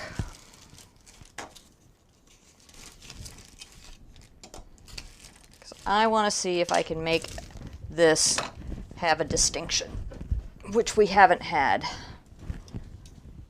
because everything sort of blends together right now.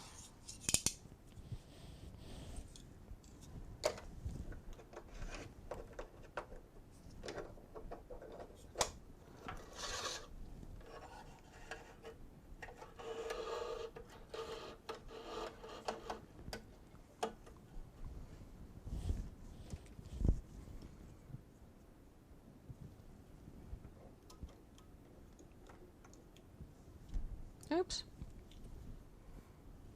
Hate it when that happens.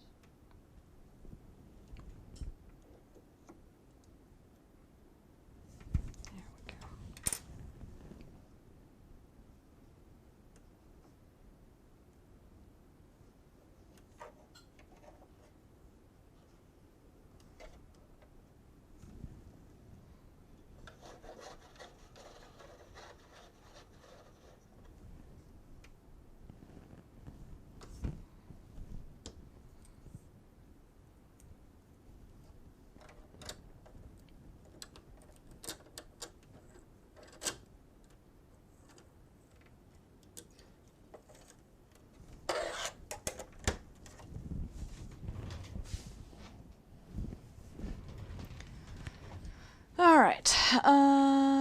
Stitch.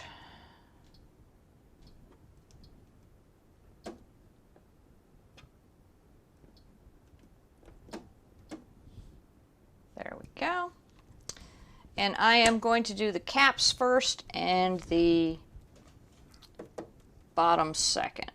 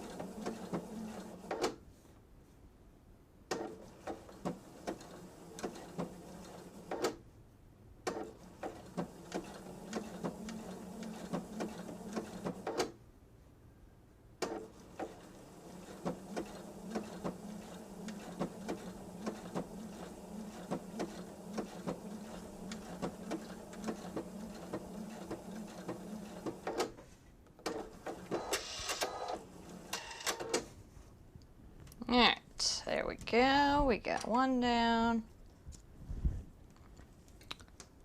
That's the top. Let's get the bottom.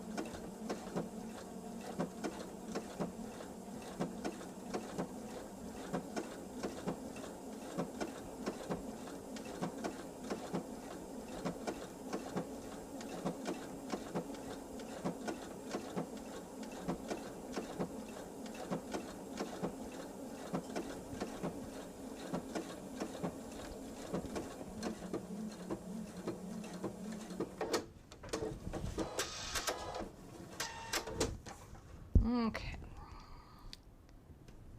And there. That is acorn number 1 down for the count. Okay, let's see, it goes this way. It kind of stands out from the background, but we're looking at it kind of close, so can't say for certain at this point. We just don't know. We'll have to wait and see.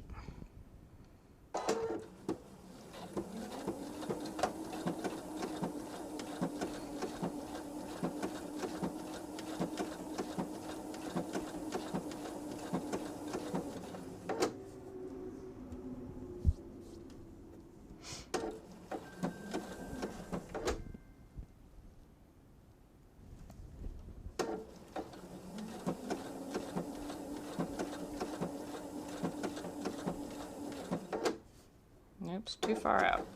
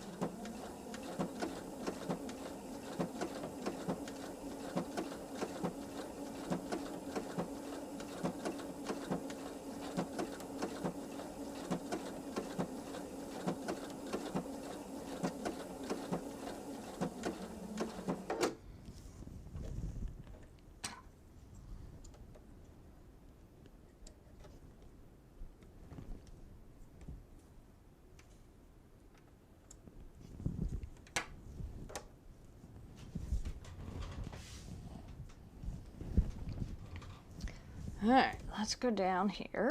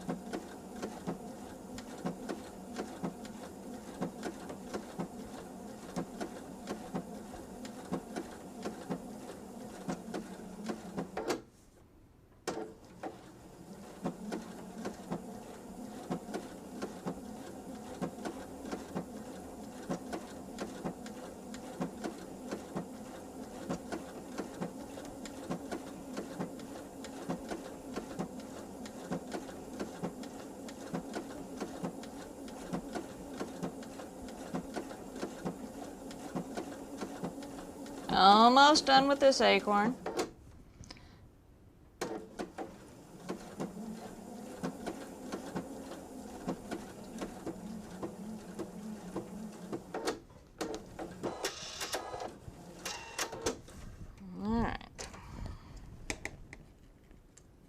Not cutting the bobbin thread very well today. Don't know why, but we're not. All right, those are facing in opposite directions. Excellent. And now, our last acorn.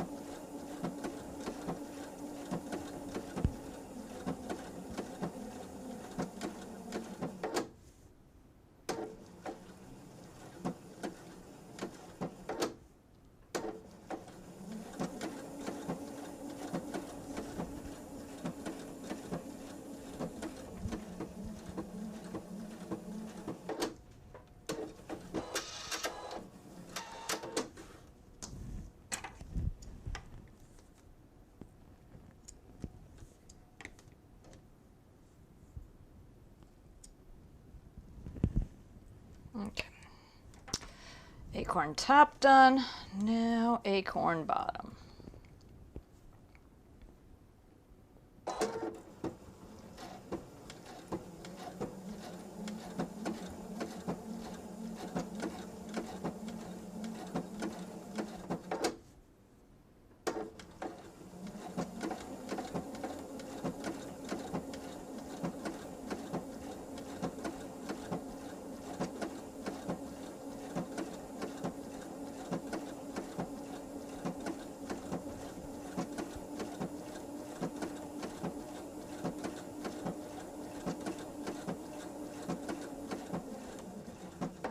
Ah, rats. Too far.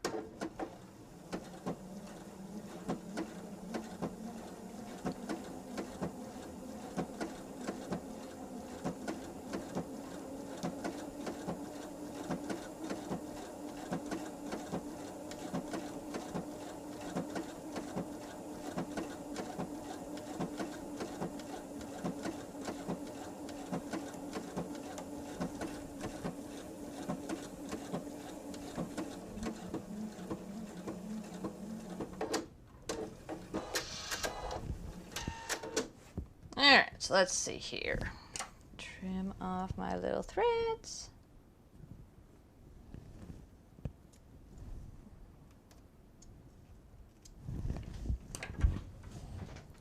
go. And turkey standing up. So it goes like that. Alrighty. Where's my black? There's my black. Where's that blue? No, that's green. Blue's over there. So this is black.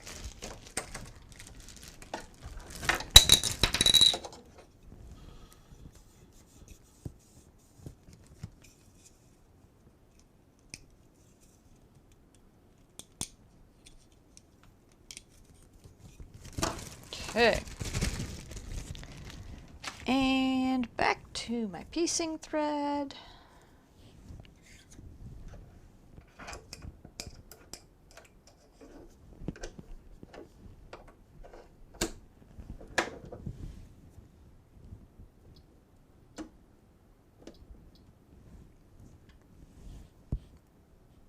Maybe I should have a contest to see when that thread is going to get to the break point on it. Well, and there's going to be more than one. I think there's 2 threads cut there, and I think 2 threads down somewhere else.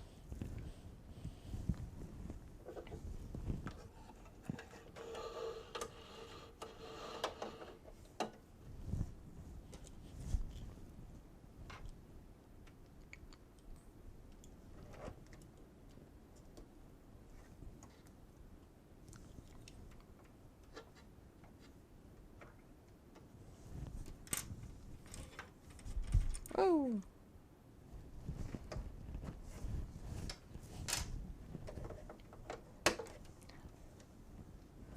Okay, so now I missed a thread.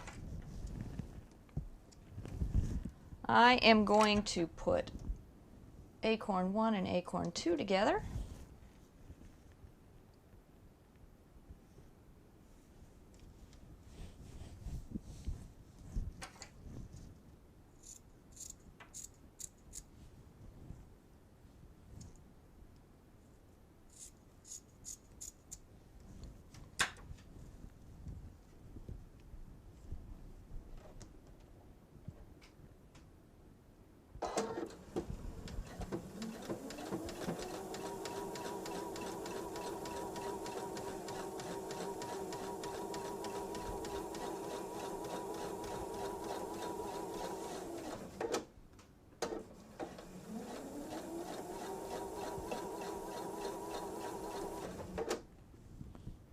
I lowered the speed too much.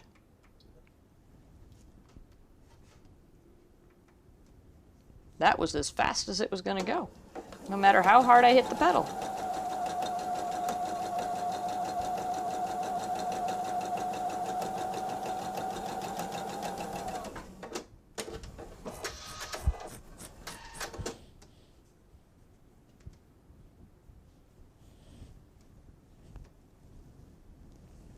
Okay, and now 2 and 3.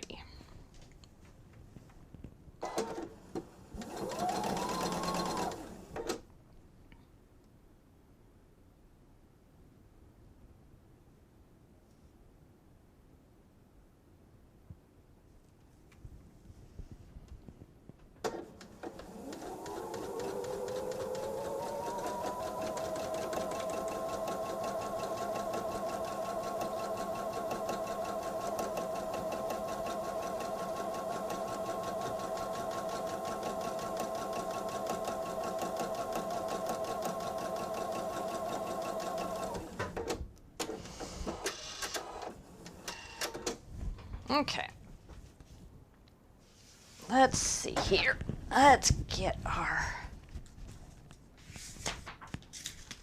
acorns. Oh, let's put you where you need to be. You don't need me flipping through the book when you can't see what I'm doing. Okay. The acorns join to the pumpkin. And the top acorn, the seam will join to the pumpkin. So I want the pumpkin, I want it to press, I want it to press towards the pumpkin. So I'm going to press towards the top. I had to debate on that because the pumpkin and the stem that we're going to do next both have 2 seams on them. But the stem is right close together. So if I pressed up towards the stem, it would cause a really, really thick, sorry, I'm standing here with the scissors in my face. It would cause a really, really thick seam. So I'm going to press down to the pumpkin, even though the pumpkin has the same number of seams. And therefore, this needs to be pressed up to the top acorn. Now, the other acorn doesn't matter. No, because it's going to land in the middle of here. That's where the seam is going to end up. The other seam is like right here-ish. Either way, it's along this piece that's solid and doesn't have any seams. All right, so up. Throw away my garbage before I get scraps all over the place. Press up on the acorn. And these are things they don't tell you in the book. So you have to pay attention to what you're doing to know which way to go. There are patterns that will, yes, I'm walking away because the iron's too cold. There are patterns that will tell you every single step, which direction to press it, all that good stuff. Wonderful. Not every pattern is going to do that. And in fact, a lot of patterns don't do that. So you have to take the time to look at where you're going, where you've been, and what needs to be done to get things to nest correctly. And on a different quilt, I don't remember which one it was, but I know on one of the quilts that I've done on camera, I ended up having to switch the direction of the press. That can be done if the seam hasn't been joined in another seam somewhere. So like these are just being pressed. If I pressed them the wrong way, I could fix them because they're not being joined into another seam. But something in here that had already been joined together couldn't do that. So that's why you want to look ahead, look back, see what you've done, see if what you're joining up, what you're going to be joining in the future, and where everything's going to be.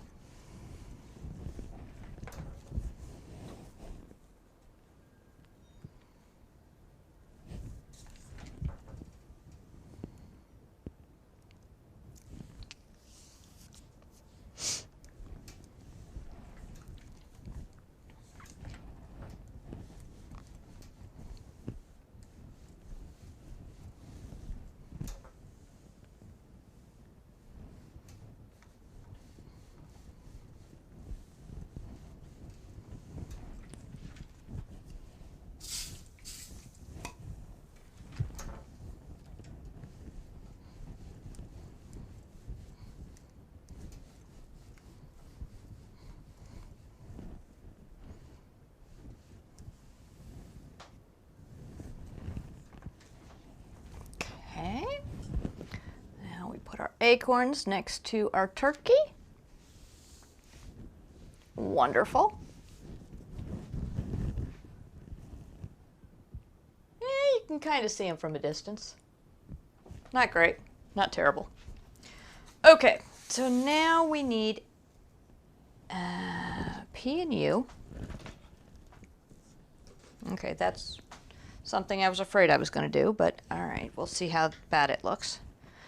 And I need the 2 green leaves and the big pumpkin.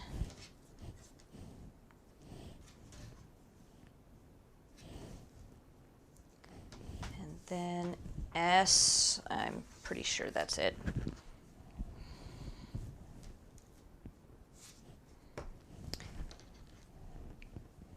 And there are 4 of these. There are 4 of these. Okay. So here we go. Nice shot of my water bottle. All right, can we focus? Can we focus? Down here. There we go. Okay. Those are going to be leaves. We'll get there in a minute. So here we have something that I was concerned that I was going to have happen. The writing is going up and down. Here the writing is readable, so that's good. And I was concerned that this was going to happen when I was cutting everything out.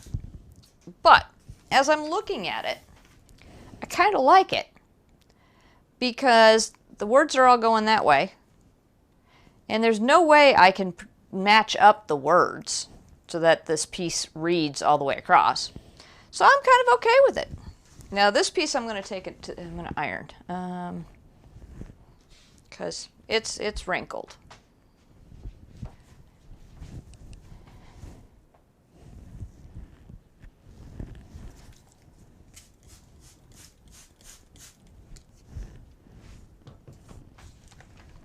And since there's no kitty cat here, it's a good time to do it. Because with my luck, she'll show up just when I don't need her to.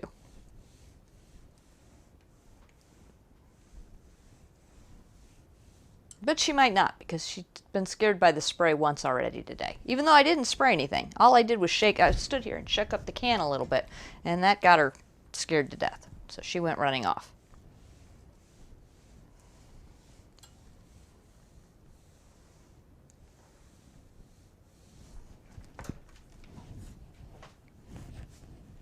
Okay, so now let's go back to here. So I have my pumpkin, my stem, my background fabric, and in order to make it look something like a pumpkin, we're going to put squares on all four corners, and that way it'll round out the corners. Now to do that, I want to make sure, because again, these pieces have words on them, I want to make sure that I put them so that the words come out correctly. Okay, so that's how I want it to be.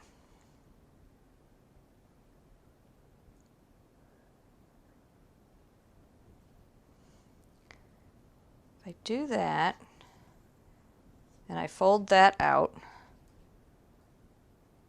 the words will be sideways, so that's not right. So if I do it that way and fold it out, the words will be there. Okay. So I need a ruler.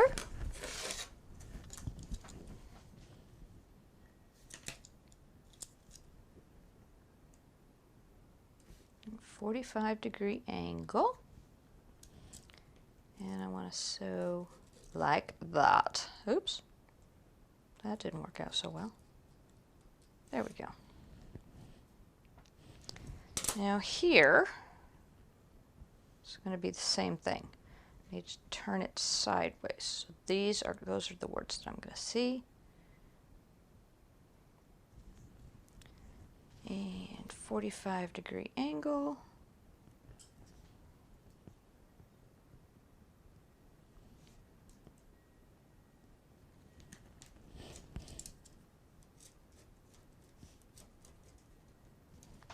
All right. Now I've learned that's going to put it upside down. So those words would show up upside down. So I need to go this way. And that way when they fold out, there we go.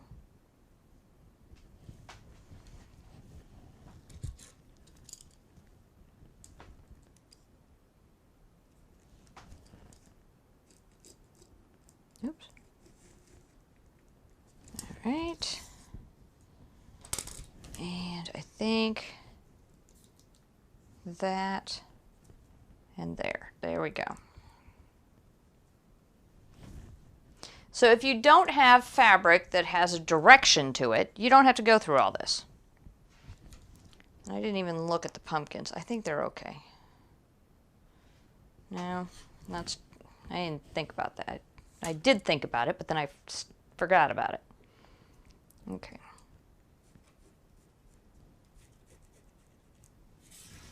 Okay, let's see here. Now, those are going to be in those bits. This needs to go that way. Those pumpkins and that's going to get cut off by that. So this way. That way. That's what I want. Okay. Put my squares back in my corners. And now let's go sew them on.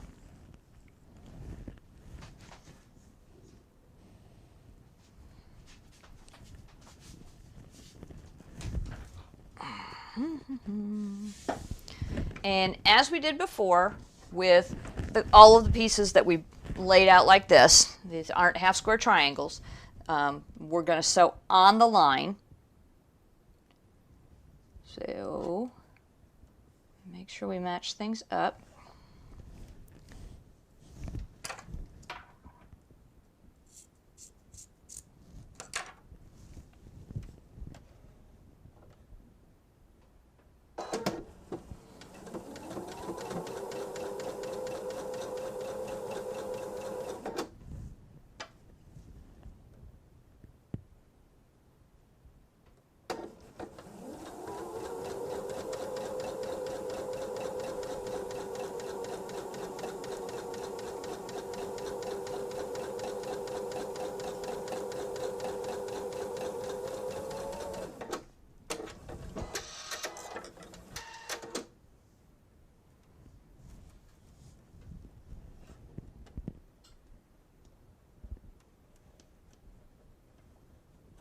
Come on. Get the thread out of the way. There we go.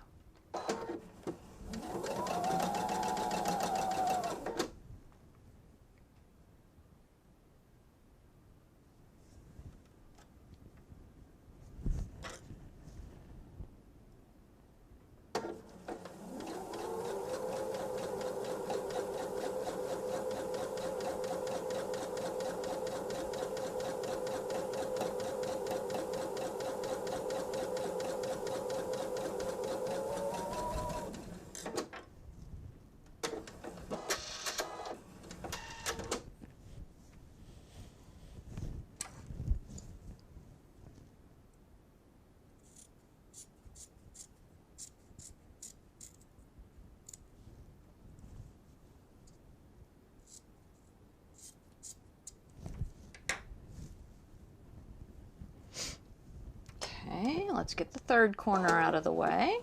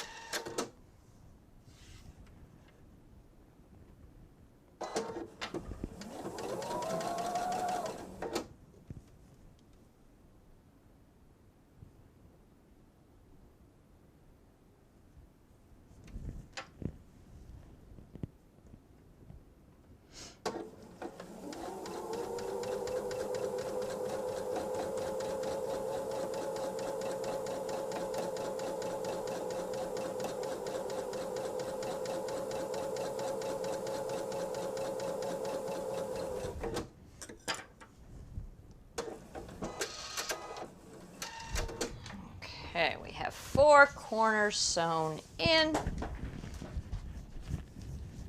And come back here. Okay. Little ruler. Remember, use the smallest ruler you can. Oh, I forgot to clip off the stuff.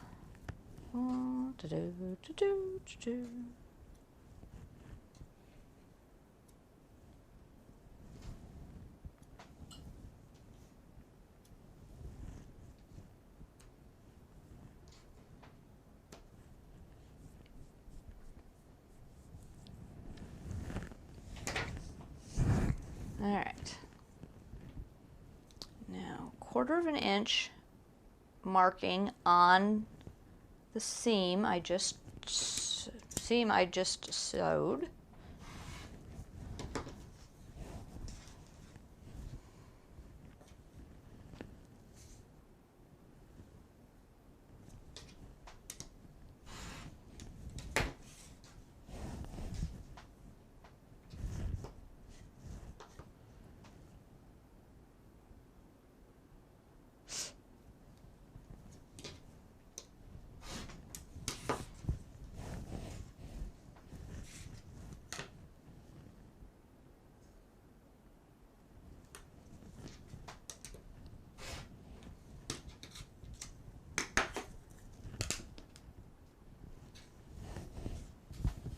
Okay. Now we're going to press these to the pumpkins, to the pumpkin fabric.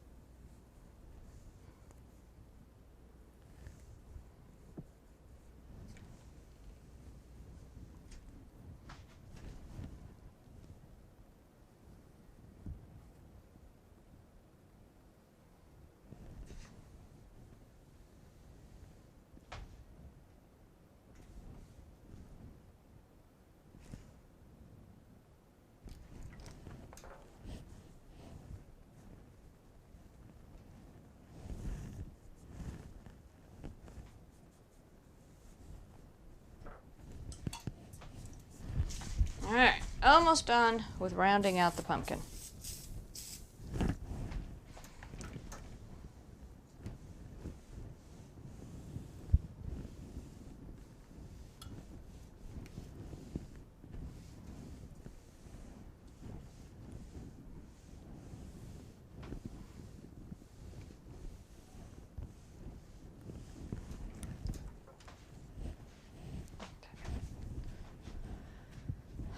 So typically this is how we make something round in quilting.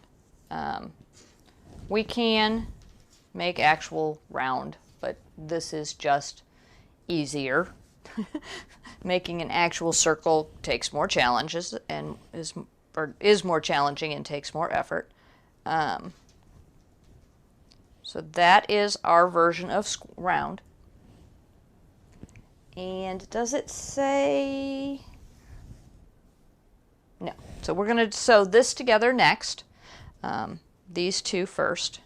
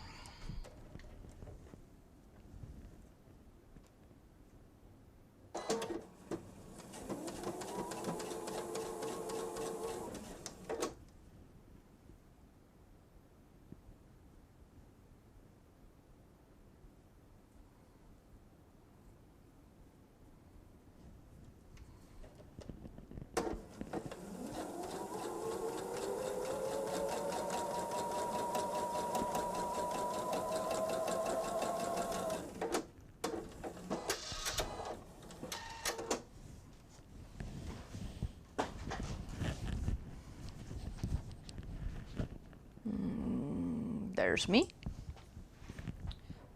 Okay.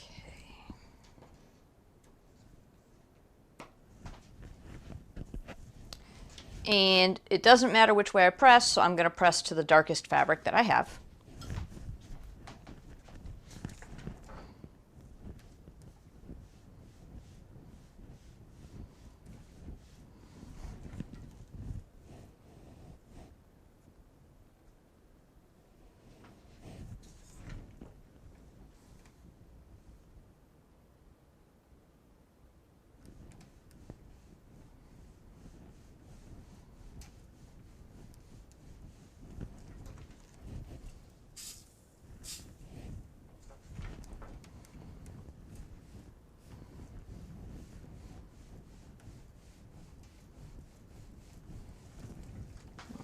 Okay.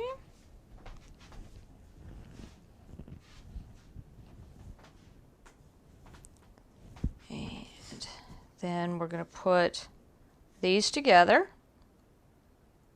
which still looks like it's going to be wider than our pumpkin, but hey, we'll have to see once they get sewn. And again, I'm doing this with the words facing so you can read them. If you want to do something different, you can. This is just making me happy. Now I am going to switch the sides because I think the letters will work better that way. But all right, sewing machine.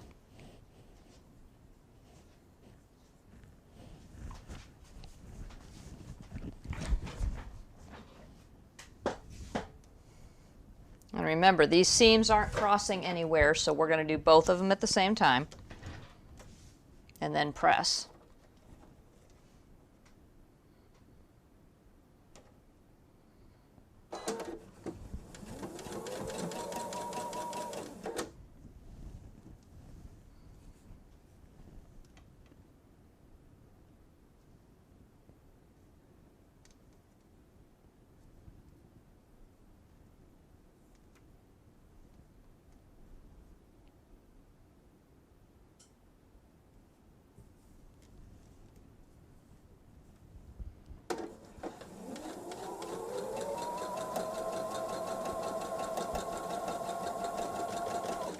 Why are we wrinkling? What's going on?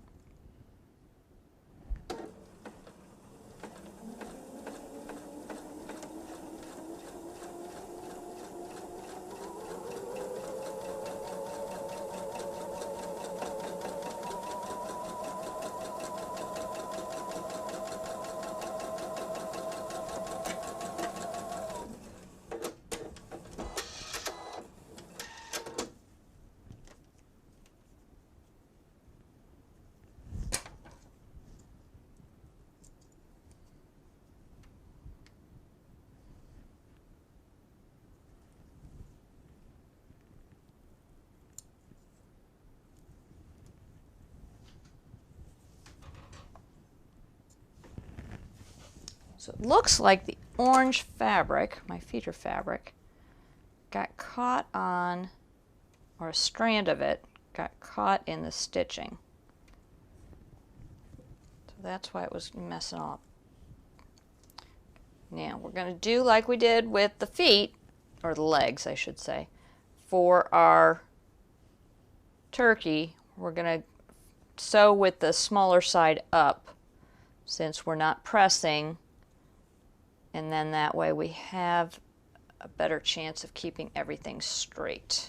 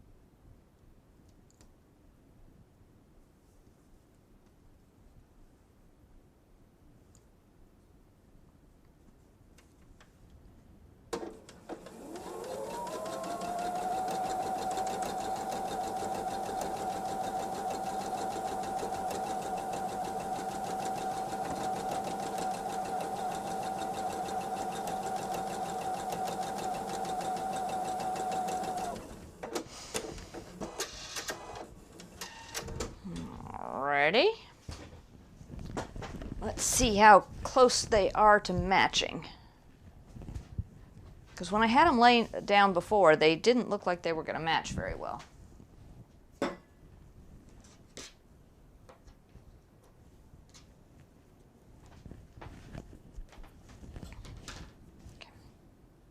Now I'm going to press again towards the middle, just like I did with the turkey legs. Ooh, turkey legs. I didn't think about that.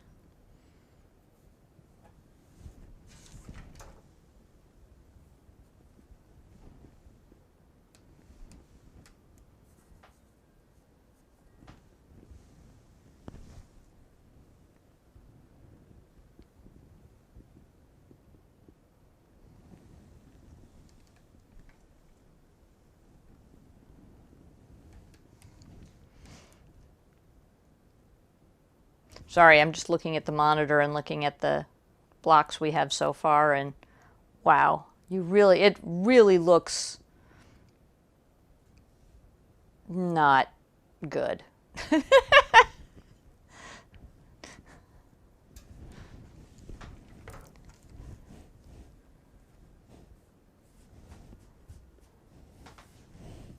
I want to say Jackson Pollock, but I can't remember if that's the one that makes all the funky colors or not.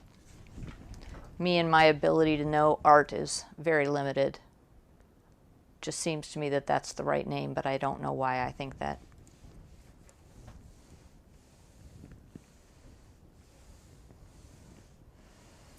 All right. Let's zoom in. All right, it matches. It just looked really big to me. Excuse me. Am I out of water? Yeah, I'm out of water. Okay, sewing machine.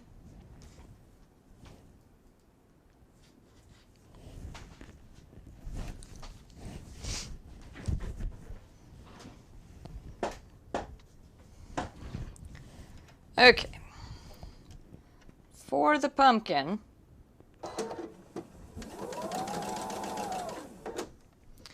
we need to center the fabric strip that we just assembled on the pumpkin square, not on the corners that we just added. And there we go.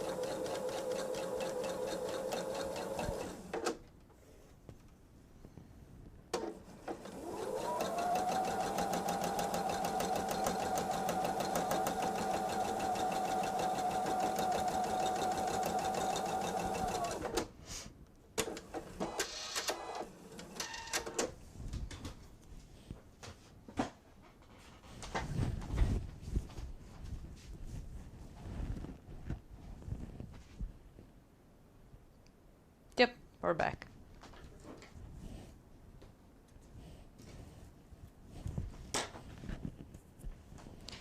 And I decided I did not want to press towards the stem because that would make the fabric too thick. There'd be multiple layers right there. So I'm going to press towards the pumpkin.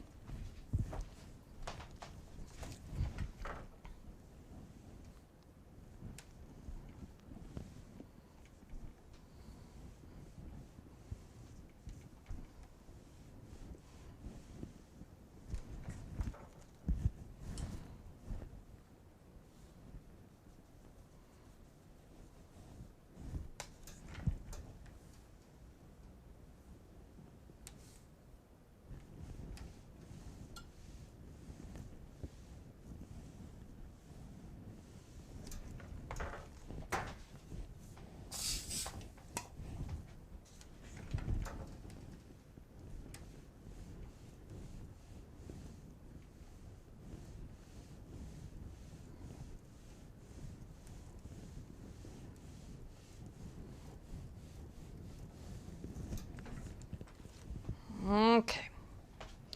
And now we have a pumpkin.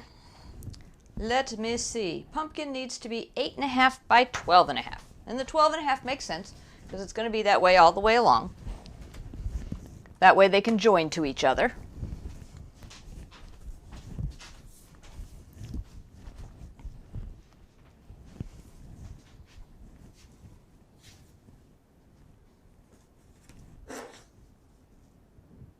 Oh, wow. That's not right. We're an entire half an inch too short. Wonder what we did wrong here.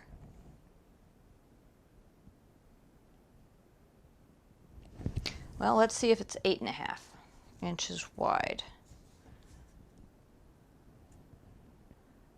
Okay, so we are the correct width. We are a half an inch short. What's the best way for me to do this?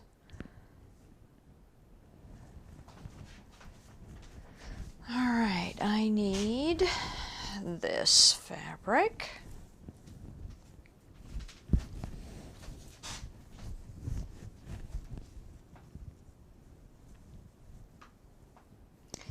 And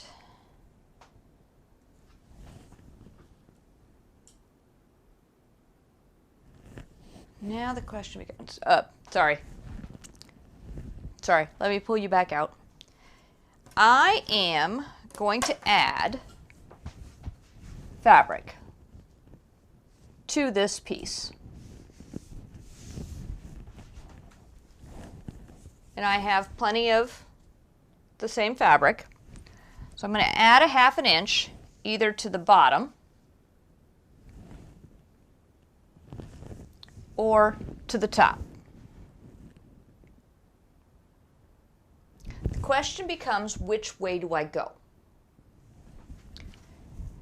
Right now, the top matches up with this stitch line, which is where it's supposed to be. So I'm thinking adding it to the bottom. Makes the most sense to me. To do that, I need a piece that's 8.5 inches wide, and it has to have the words going this way.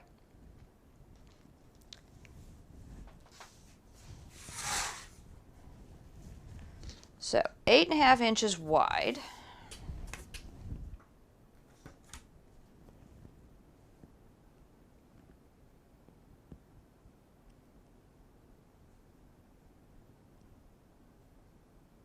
It's not quite square down there, so we'll have to do it a little bit wider. There we go.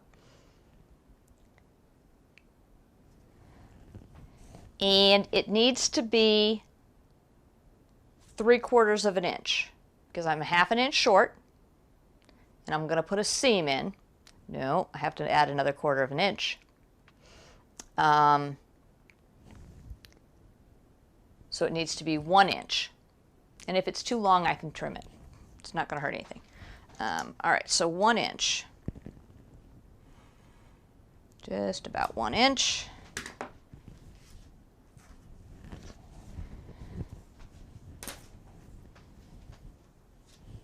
And now let's make sure we actually get 1 inch.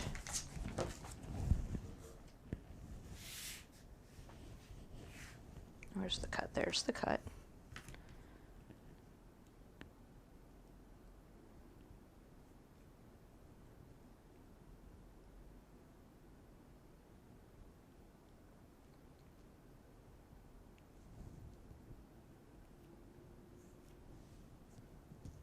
Now I lost the cut again. There it is.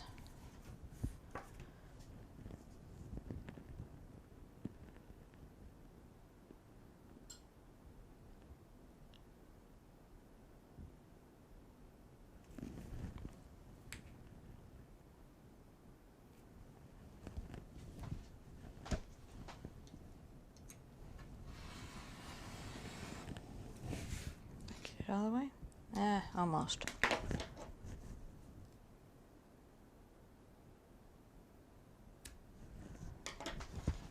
Okay. this back up.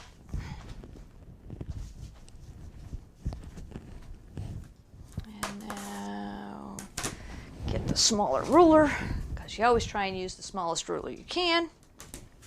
And that one's just way too big. All right, 1 inch wide.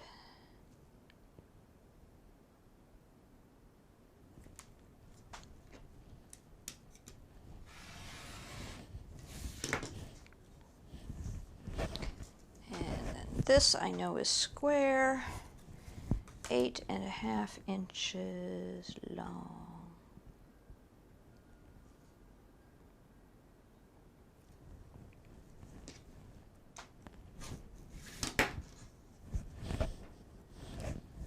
So my guess is I cut my pumpkin 1/2 inch too small, or the orange fabric that makes up the pumpkin,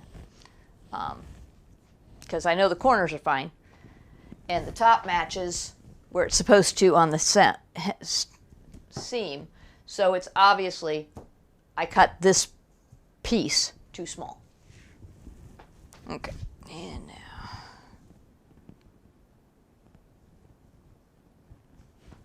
But it's got a border around it, so no big deal. It works. Let's go to the sewing machine.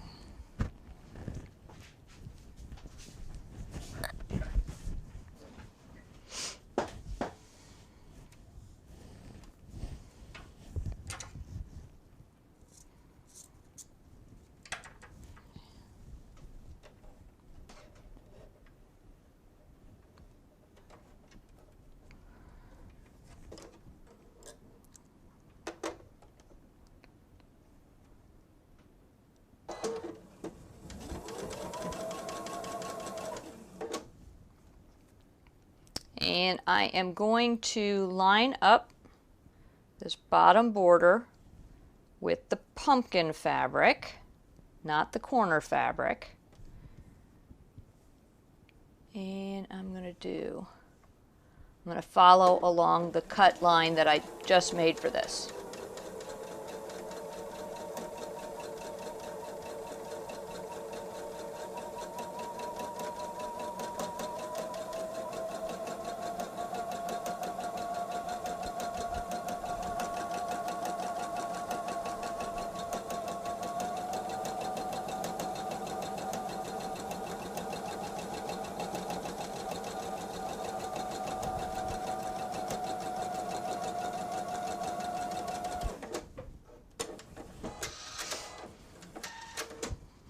Okay, let's try this again. Oh no, I've got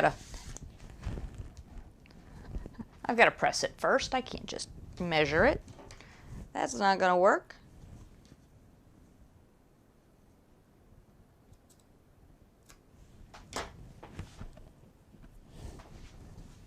And I am going to press towards that new little piece, even though it's the lightest color. And pressing towards the pumpkin would be the logical choice because it's the darker color. I want this whole thing to be straight.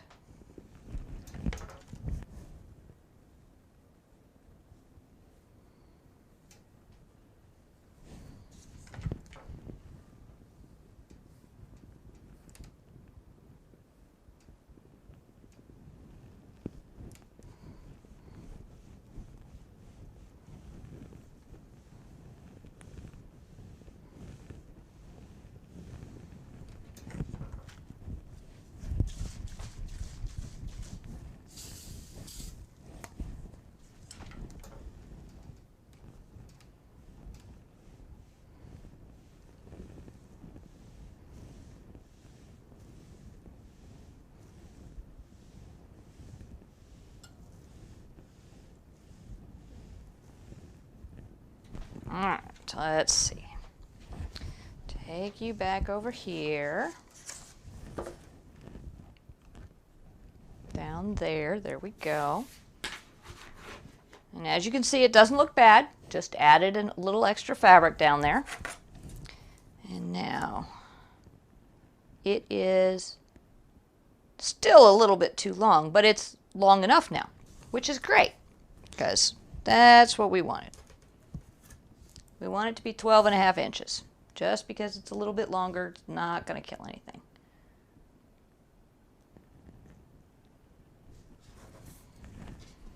Let's trim up here first, because this is not even.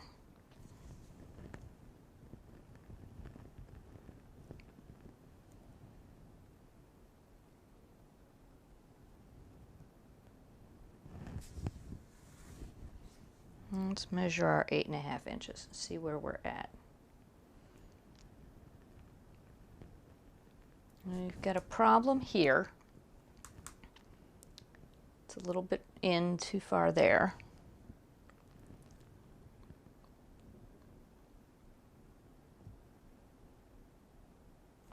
But otherwise, we're okay. So I'm going to trim off the top. Make that even. And then rotate everything, including my ruler, and line it up and see where the 8.5 inches. Yep. All right, and 8.5. There we go.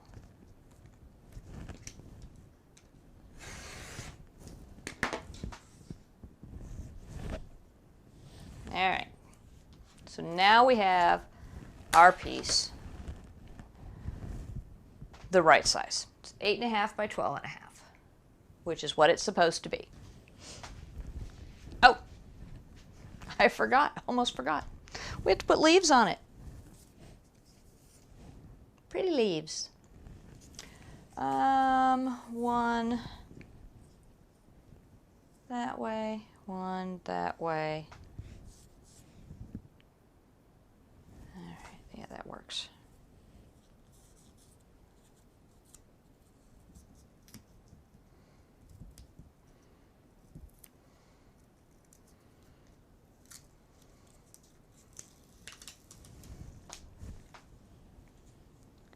All right, that pumpkin's been bothering me because it's got a little something sticking out of it.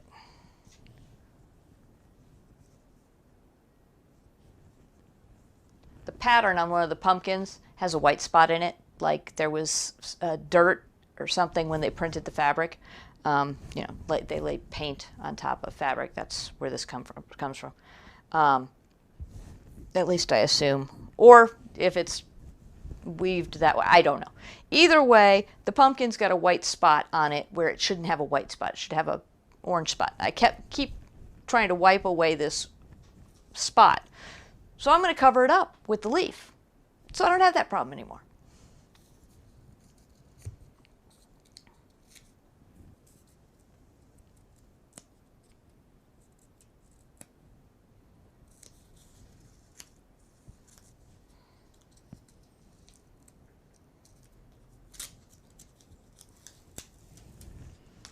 And then this one has some direction to the fabric, so I'm going to kind of turn it.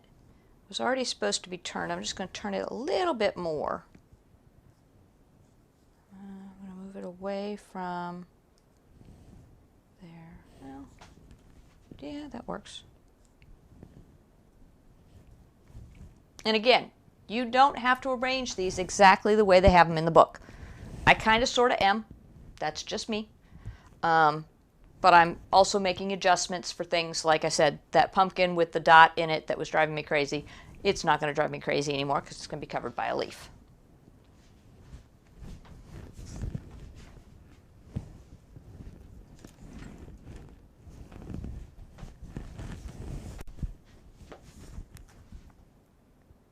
So we are not going to get everything done today. I'd say we will probably get through the maple leaves, which is the next block, and it's the last block. But I do not believe that we will get to putting the border on today. So we will do border, sandwich, and quilting, and the envelope like we always do. We'll do all of those steps in part 3. And I will not be putting another part this week, so it will be next week when I typically do a live show. I'm not going to add a live show in just to do part 3 because I do have other things that are going on. Thinking of that, I'm going to ask, and I'm going to need something in the comments section, and it doesn't matter which medium you're using to view, but in the comments section, I have a question. I made this purse. It was not terribly complicated, but it did have some difficulties, some challenges to it, and it broke because I used the wrong fabric. It's my own fault. And I'm going to take the hardware off of here and reuse it and make another one using vinyl, all vinyl. Instead of just using the vinyl in the back, I'm going to use some vinyl on the front and make another one. Do you want me to do that as a live episode? I had intended on recording it, and then sometime within the next 2 to 3 years, whenever I figure out how to do editing better and get the $5,000 I need to buy the new computer to do editing, I figured I would post it somewhere along the lines. But I have no problem doing it live instead of always doing quilting. I don't just quilt. I have to make a pair of shorts. I've got this purse. I've got 2 other purses that I want to make. One I'm following along with the YouTube class, so I'm not going to be televising or recording any of that. I can't record when somebody else is doing something. But there is another bag that I'm going to make that there are 2 or 3 tutorials already out on YouTube for, but I figured, what's one more? It doesn't hurt. Again, those I had initially intended on doing as recording, then at some point getting them edited and posting in a tighter format. But I love this little bag, and it's great for around where I live because there are a lot of times where we just grab and go to have something to eat, go to one of the theme parks that we have, multiple theme parks that we have in the area. And so it's over the shoulder, it's quick, it's easy, and I really wanted to have this purse, so I am going to make another one, just in better fabric. Because I loved this fabric. I kept trying to come up with something to do with it. Initially, I'd planned on making a shirt, and I just never got around to it, and now I think the shirt would look really silly on me because I'm just probably too old for it. But anyway, in the comments, in whatever medium you're watching, let me know if you would enjoy seeing a live video of something other than quilting so that I can decide. I know that I do have a few projects already planned that I want to do, so I can't guarantee it would be immediately that I do it, but I've been seriously considering it, and I'll throw it out there and then let you guys decide, because I just can't make up my mind. So I don't have to. I'll let somebody else do it for me. Okay, so we've adhered the leaves to the pumpkin. Let's go to the sewing machine and do the applique. So let's remove our piecing thread.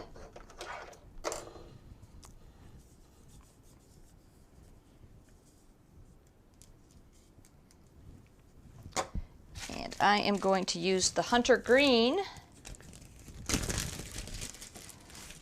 around these leaves because these leaves are green, so I think that would be appropriate.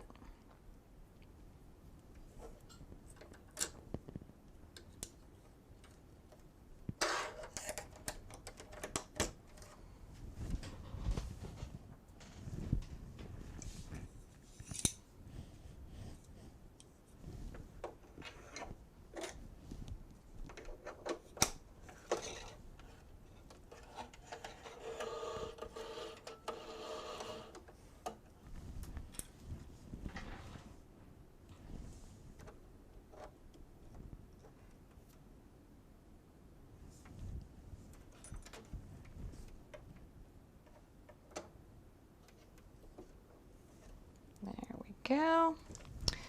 And, oops, that's not what button that's the button I wanted. Over there, 1, 9. Nope, that wasn't it.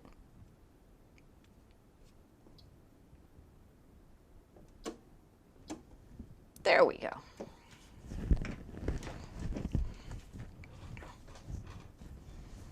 Okay, around the leaves we go. Nope. Stop. Cut the thread. That was almost going to be bad. Forgot to change the foot. The needle would have hit the foot because there's only a little hole there. It wouldn't have worked. Would have gone. The needle would have broken. The machine would have yelled. It would not have been pretty. Okay, let's start again.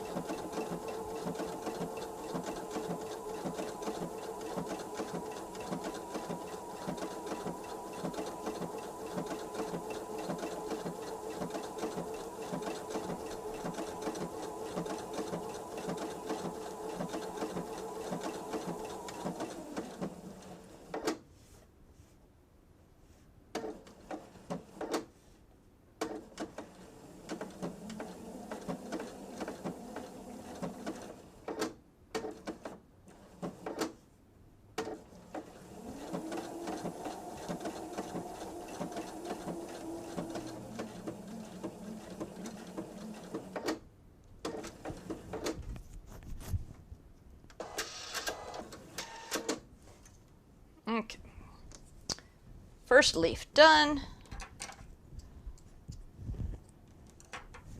Let's get on to the second leaf.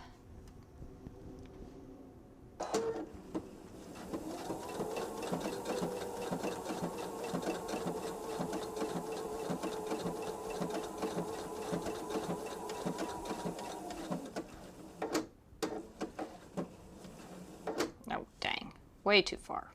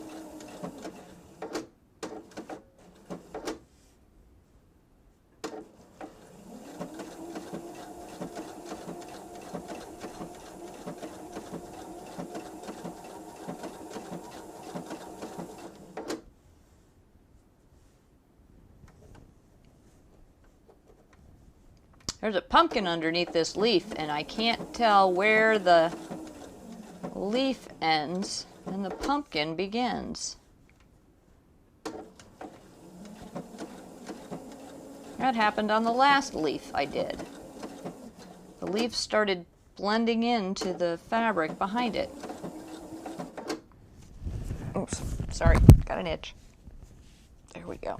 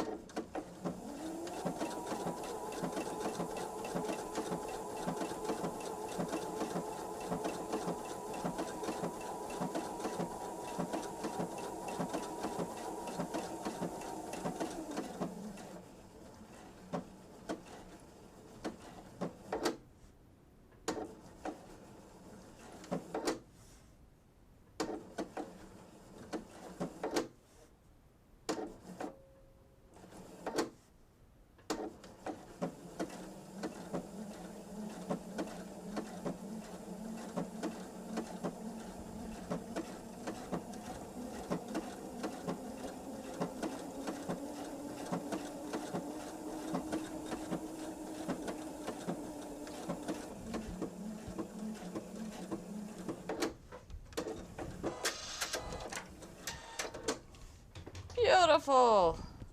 2 leaves.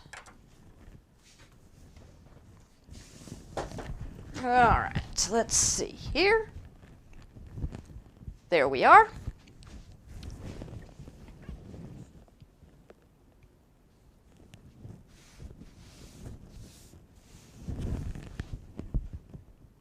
And I don't think that looks all that bad down there. It kind of just goes with the flow. Doesn't seem to, it doesn't stand out. Again, like I said, all I can think of is I cut my pumpkin a 1/2 inch too small when I cut that piece. Looking on the monitor, yeah, it still looks like a hodgepodge of a bunch of different stuff, and I don't know if I'd recognize that that was a pumpkin. Kinda, sorta, a little bit. I'm gonna have to do some serious quilting. I'm gonna have to do a quilting all around this turkey, and I'm gonna need to do it somehow so it stands out. I'm gonna have to think about this for part 3. Because I can't do anything with the leaves. At this point, the leaves are what they are. There's nothing I can do about it. The acorns, they are what they are. The pumpkin and the turkey, I'm almost wondering if I should use some polyfill and make it stand out. So like quilt around this area and then use some polyfill to shove in to make it actually stick out from everything. I don't know how I'd do his legs. And I'd have to not do that, but still get the leaves done. I don't know. I just don't know. I may just do quilting around it and be done. I'm not certain. It's just all of the fabric I had was really busy, and it's just not coming out quite the way it should. Okay, we have 2 maple leaves left to do. Let's see here.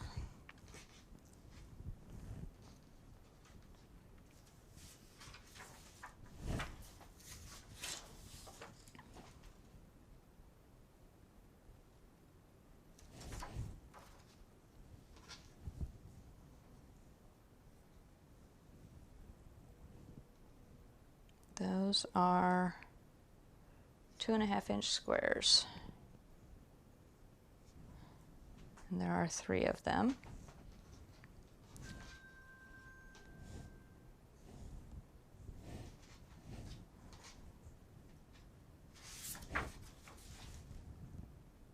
These are 3 inch squares. Okay.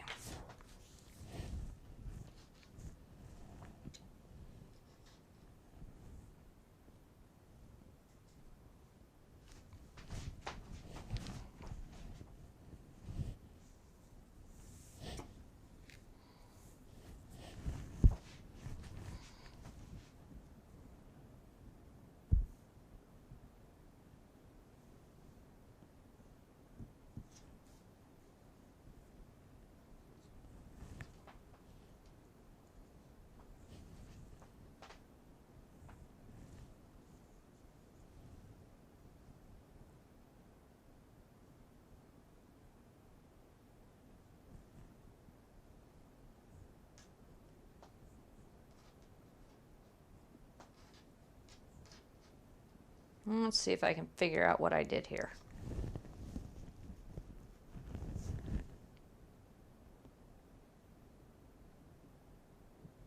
So there's 3, 3, 2, 2.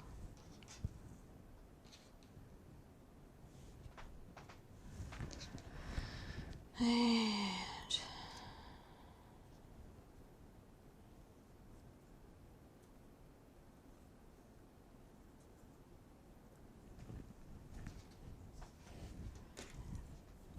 all right,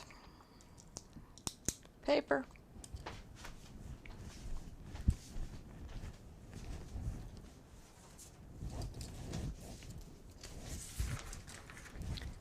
Alrighty, so we have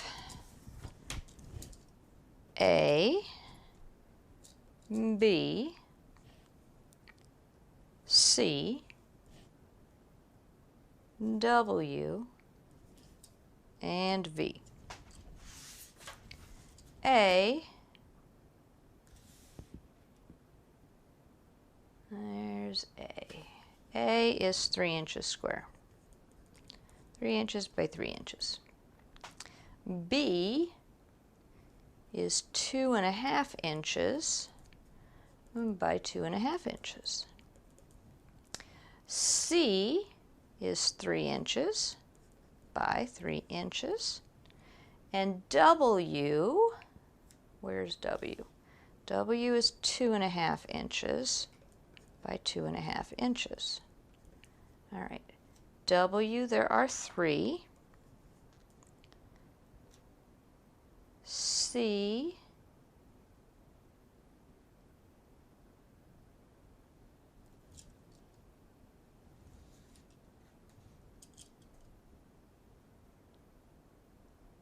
all right, C's aren't up there.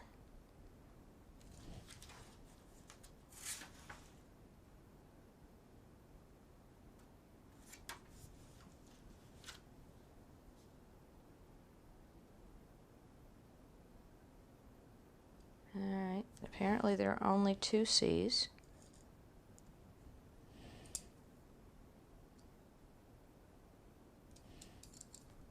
Two A's.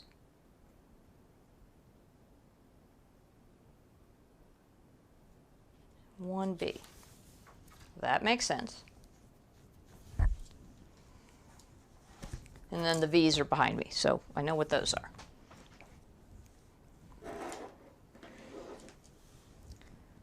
Okay, so there's 2 different leaves. One has the brownish, one has the reddish. So this is 3 inches. And W is 2.5 by 2.5. So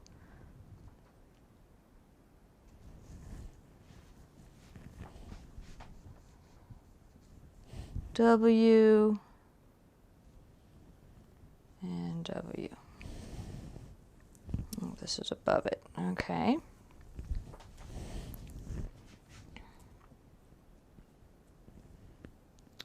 B is also 2.5 by 2.5.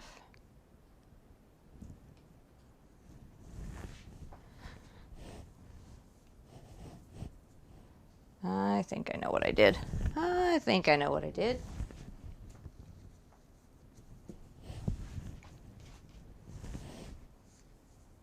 There. All right, and then B is 2.5 by 2.5.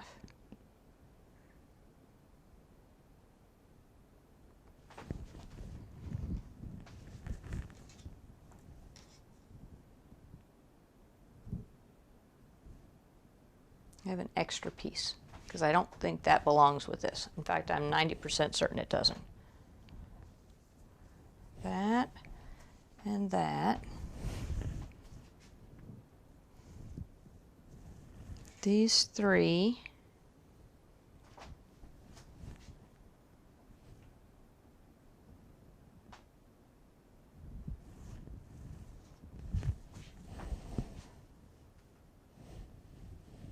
Those 2 go with those 2. And that would make the 4 leaves. And then this would go with that. All right, that makes sense. And then these 2 with these 2. And this would go with that. So yes, I have a piece of fabric here that it's kind of like when you make a car, I guess, when you put the car back together and you find an extra piece and you go, why is there an extra piece? I don't know. I'm going to just go with it. We'll set it over there for the time. Actually, we'll set it all the way over here, out of the way, because it was driving me crazy. It's like, wait a minute. I don't have the right number of pieces for what I need to do. Okay. We're going to do the easy part first. We're going to do the half square triangles first. That's what these are. These are going to be half square triangles. And I need a bigger piece.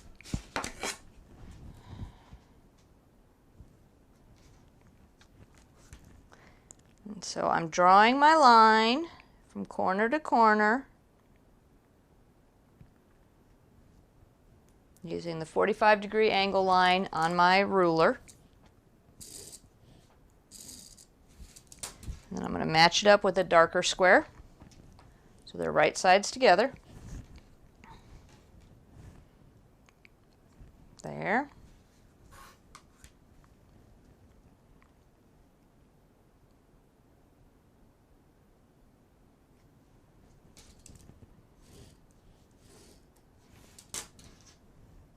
There we go there. And then that one's going to go right side up. And I am not paying attention to any direction on any of this. I think it would give me a headache if I tried. If you're concerned about it and you want to do it if you want to pay attention, go for it.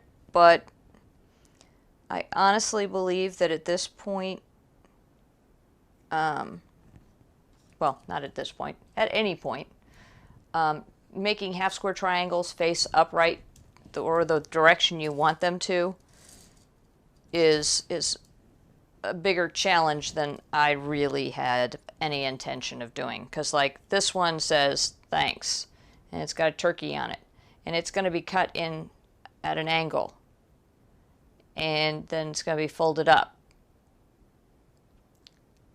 and then I have to figure out which direction to place it. Now, when they're done, if I can make them face upright, I will do that. But not necessarily. But this is going to make two triangles. One's going to be right side, one's going to be wrong side. So there's not a really good way to do it so that everything is set up so that it looks the way you want it to, or so that it's facing upright. All right, there we go. I've done those. Let's go to the machine.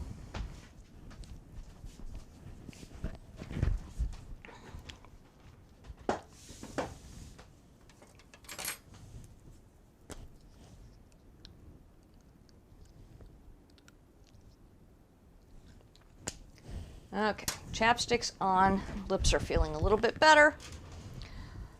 Take off this foot, take out this thread.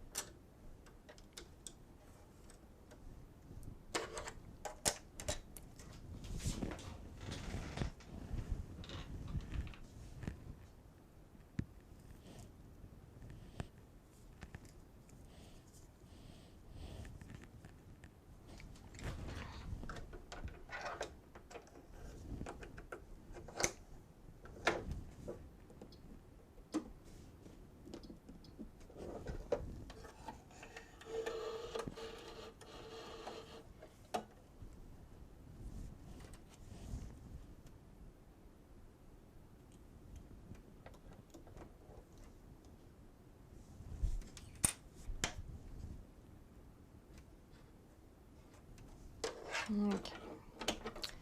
And we are all set up to piece again.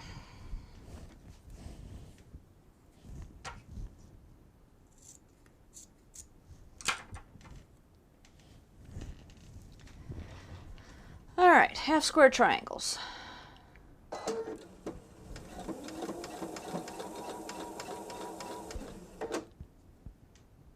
We match up our squares, and we stitch on one side of the line. We don't stitch on this line right now. That's only when we're doing corners. We're doing half square triangles, so you stitch a quarter of an inch off the line.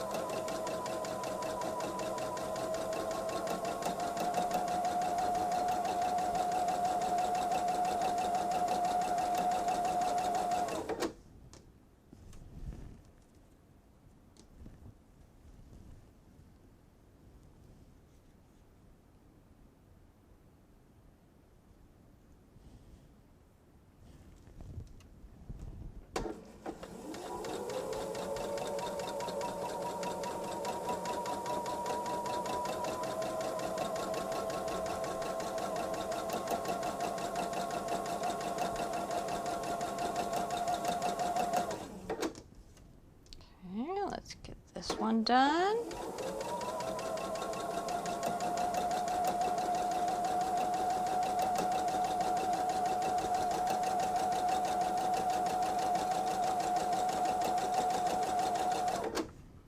Okay. Now we go and reverse, and we are going to do the exact same thing on the other side of the line. So we've already got one stitch on one side of the line. Now we're going to go along and do the stitching on the other side of the line.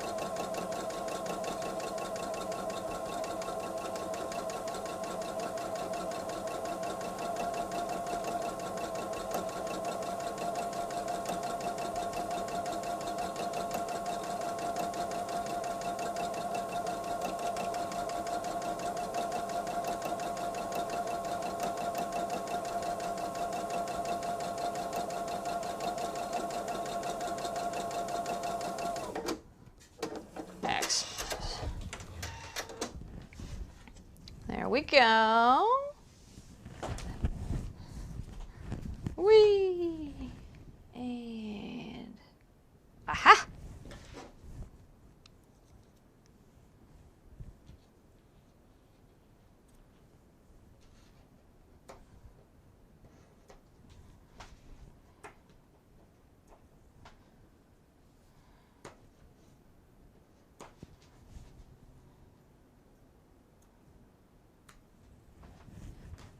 There we go.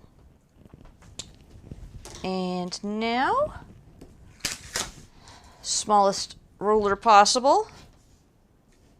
Is it going to work? Nope, that's too small. I need the other one. Just need that extra ½ inch.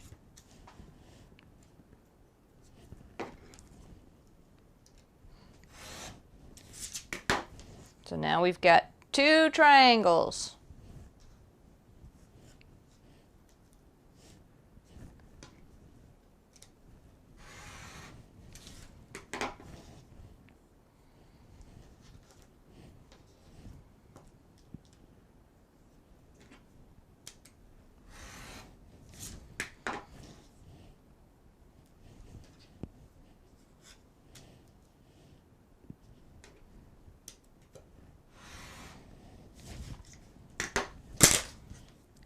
And now we're going to take our triangles and we're going to press them to the darker fabric.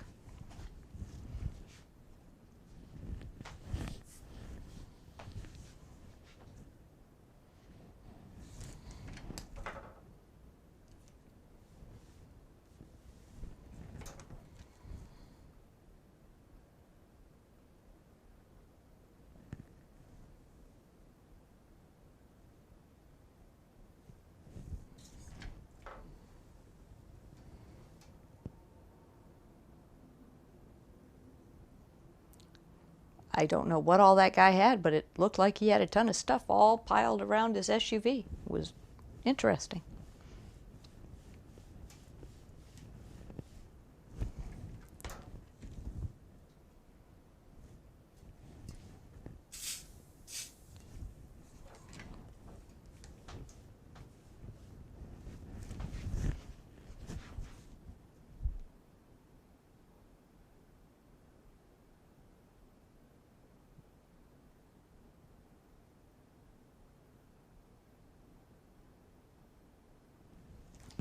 Ah, I was supposed to do something, but I didn't. All right.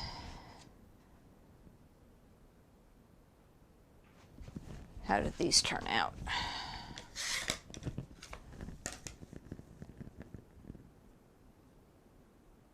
Yep, a little bit bigger. So they gave us an extra 1/4 of an inch, I think, or an 1/8 of an inch. When you make half square triangles, you take the finished size and add 3/8 of an inch. Check my half square triangle episode. I know I did the math there.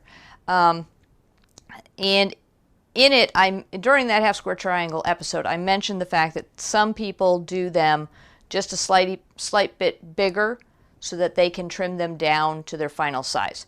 That's what's been done here. These are never going to be the right size. You're always going to have to trim all of them because of the way the dimensions they gave. 3 inches is a 1/2 an inch bigger than what we want the squares to be, because they need to match up to these 2.5 inch squares here eventually. And so what they did was they gave us, I think it's an extra 1/8 of an inch. It might, because it's not a 1/4 of an inch. I think you add 3/8. 2.5 plus 3/8 would be 2 7/8. And they had us cut these squares to 3. So there's always going to be a little bit extra around, a little padding, if you do them this way, which is fine. There are people that do that all the time. I don't typically do that, but we're good. And still we have to do the stems, so we can't forget the stems.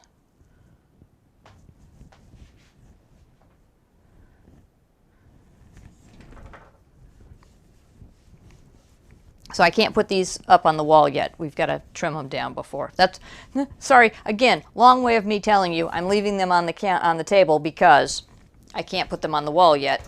We have to wait until we trim them down.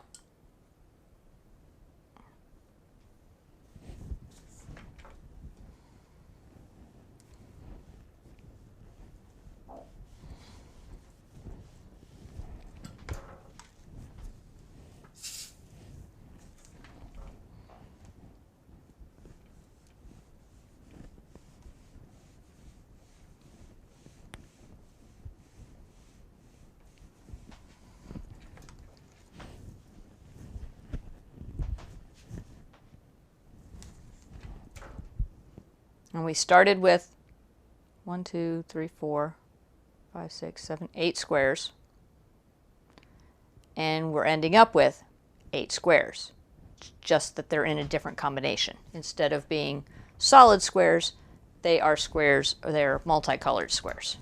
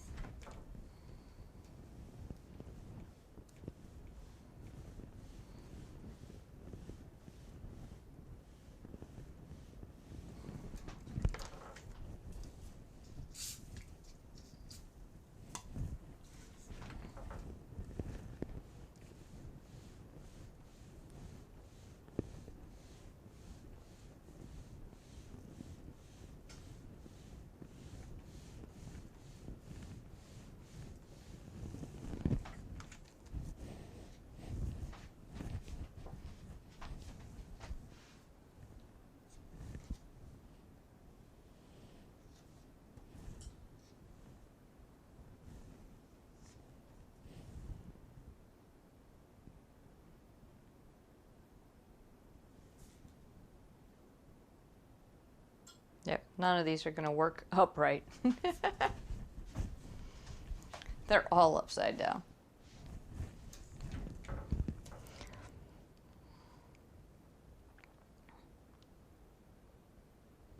I was thinking because, no, they all go the same direction, so there's no way. There would have been no way to get them to work.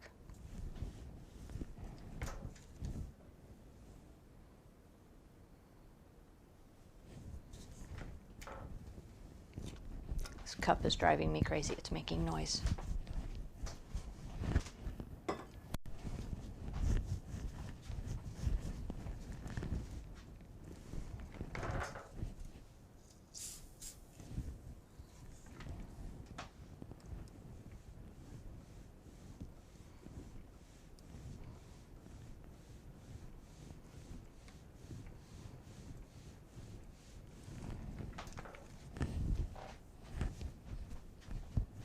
Hey, that one's going to be able to go right side up.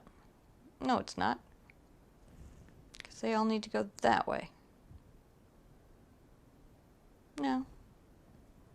Go that way.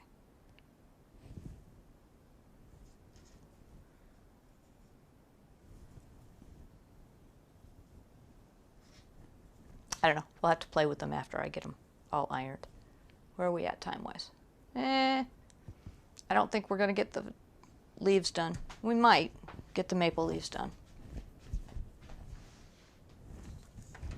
And that's okay, because otherwise, the part 3 is probably going to be short anyway, because we know that it takes 2 hours to do the sandwich, quilting, and then making up the envelope for the pillow. We know that takes 2 hours.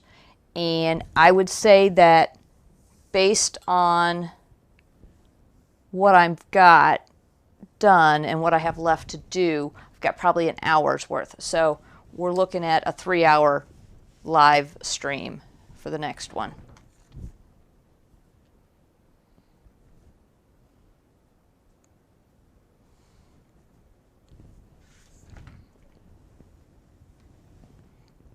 So if it takes me just a little bit longer to get these all done, that's fine, because then I won't get them done and we can get them done in the next episode.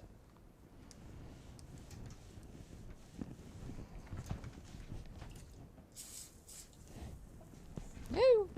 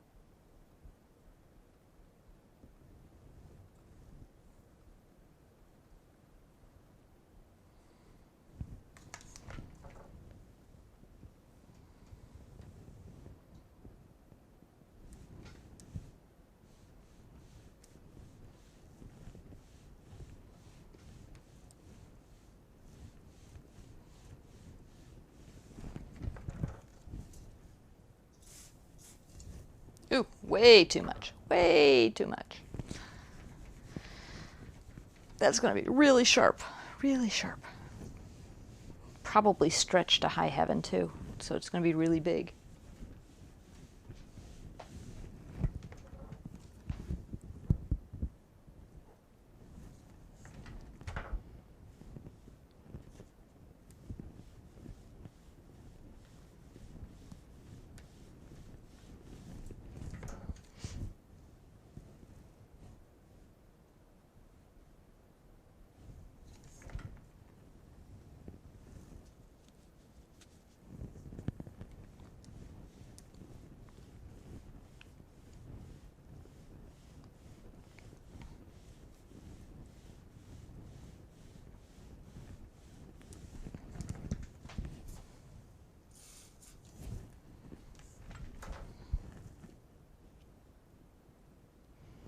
So I'm thinking that I need to go online and get some, not some solid colors necessarily, but some colors that have very, very, very simple patterns to them, if nothing else. If not fully solid, because I think that would have made all the difference in the world. Even though I used some patterns here, if this background fabric had been something with, it called for cream polka dot. So if it had been just a cream polka dot, it would have worked better. This called for a green, like a green check. And now that I'm thinking about it, dang it.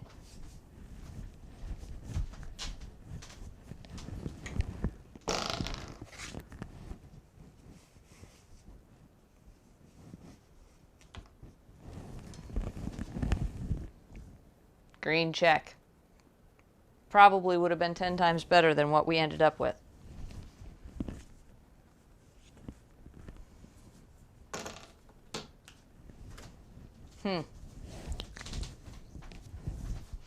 I was trying to use up all my autumn fabrics, and I got carried away. Okay, so there we go. And these need to be 2.5 inches square.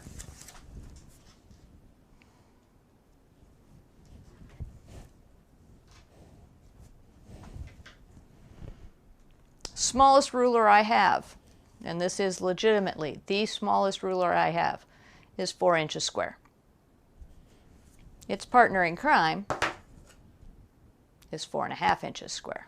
Oops, did that focus? There we go. It's 4.5 inches square. This is for a 4-inch square triangle, or finished 4-inch square triangle. This is just the smallest square I have. So we have to trim these down to 2.5 inches. But to do that, you have to keep the line. This has a 45-degree angle, 45-degree angle line, right there. That line has to stay on the center seam at all times. So the seam that we just stitched in lined up with the 45-degree angle.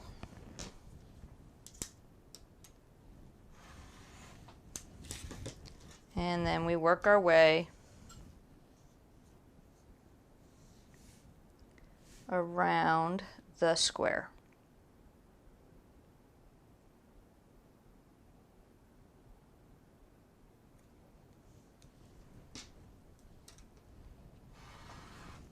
The first 2 cuts are just really slim cuts to trim it up. And then the next 2 are to size it to 2.5 inches.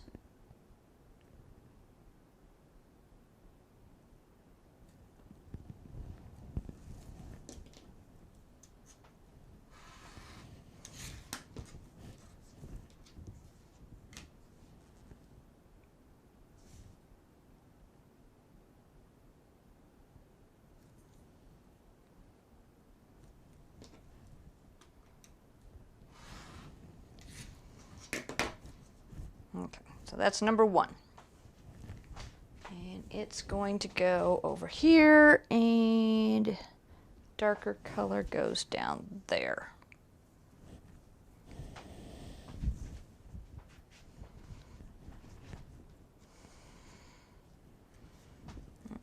Again, 45-degree angle on the seam line, making as small a cut as possible, keeping it outside the 2.5 inches, because we're going to trim up to the 2.5 later. But we do need to get a little bit off of each edge.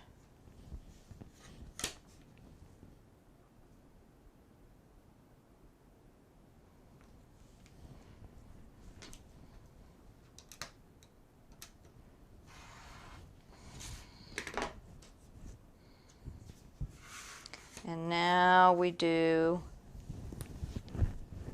the actual cutting to size of 2.5 inches.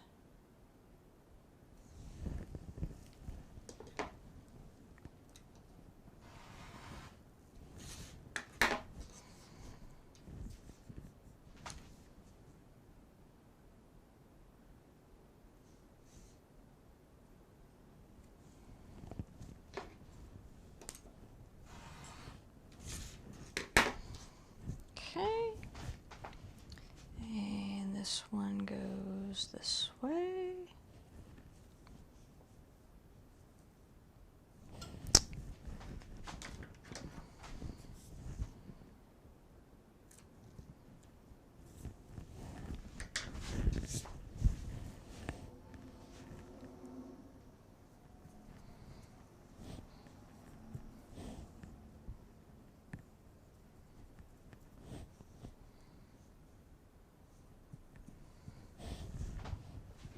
All right.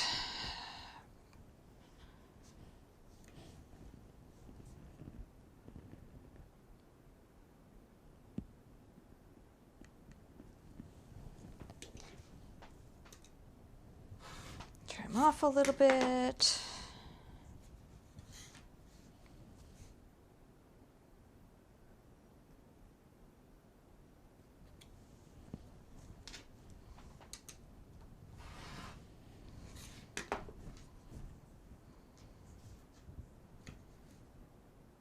And size to 2.5. Keeping your 45-degree angle line down the seam.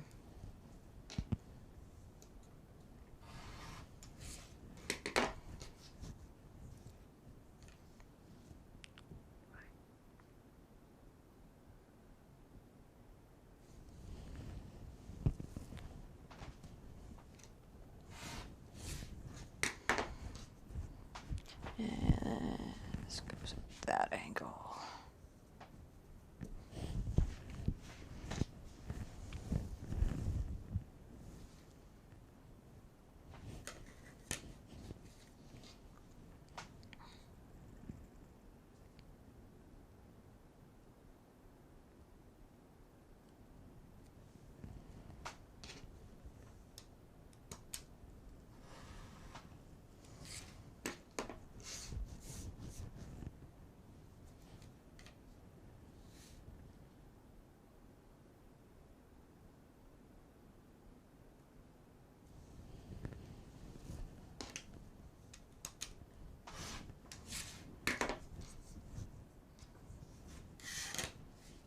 Size.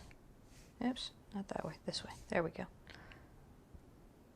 There's a big X down the middle of the 45-degree angle, and I just can never get it straight in my head which way to go.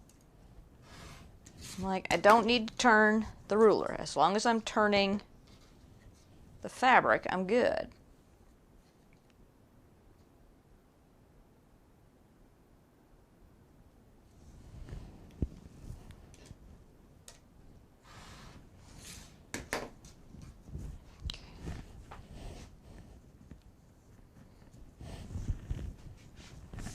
Okay, and now I am going to do the next part of it, because this we can trim up on the next part. So this, it says to cut this piece in half on the 45.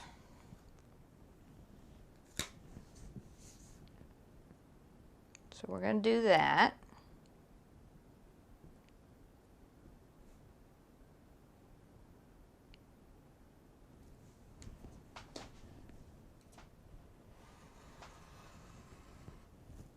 Okay. And then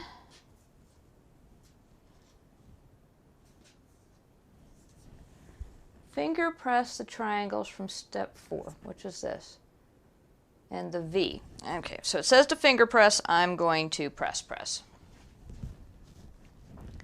Just because I don't trust myself. Okay, so I'm going to I'm going to press this in half.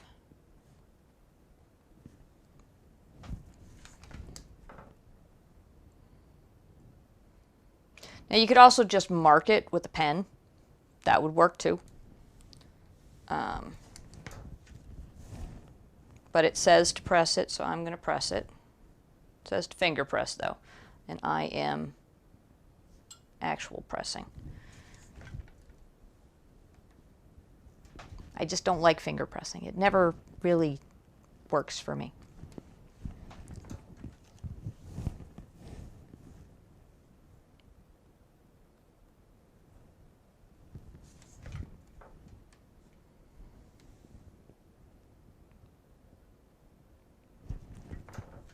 Okay, so now let's go over to the sewing machine.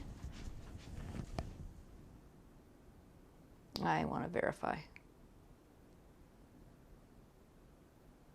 Yeah, I'm right. Wanted to make sure I was doing what I thought they were doing, what they're doing, what I thought they were doing, or however you want to word that. All right, so the reason we folded these over is because we're going to match up the center of this strip, which we now have folded, with the center of a triangle, right sides together. We're going to sew them together.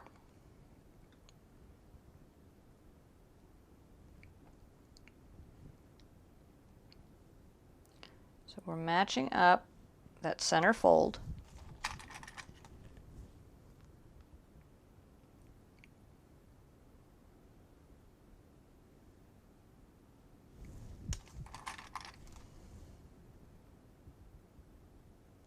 And then we're going to sew them together.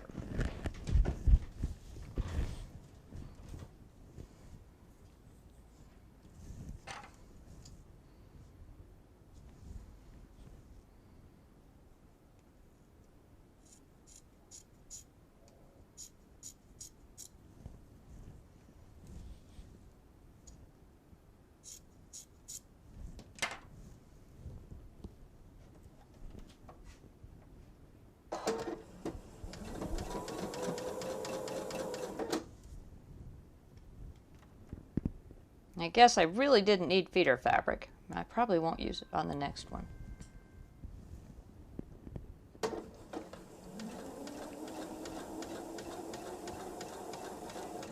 Because the reason we use feeder fabric is so that we start stitching at the very beginning of where our fabric needs to be joined.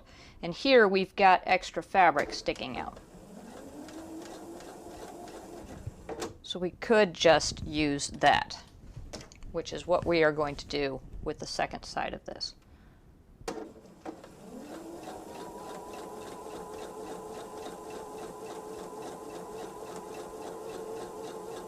Now, what if this slips a little bit and the fold, the center area is not spot on? It's not going to hurt that much. We're going to be trimming this down to a 2.5-inch square. We have a whole bunch of pieces that we need to cut off first. So if you're not exactly on the fold, tragedy will not ensue. Let's get this off of there because, like I said, don't really need it. I'm going to trim this so it doesn't get caught in the next stitch, because now we're going to open this up a little bit so it's just out of the way, and we're going to do this one and do the other side. Match up the fold.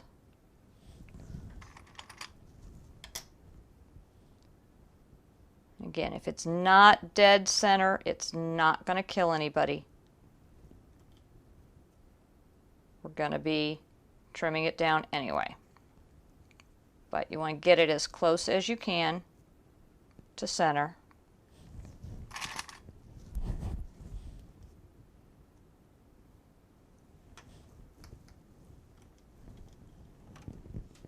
And then sew 1/4 inch.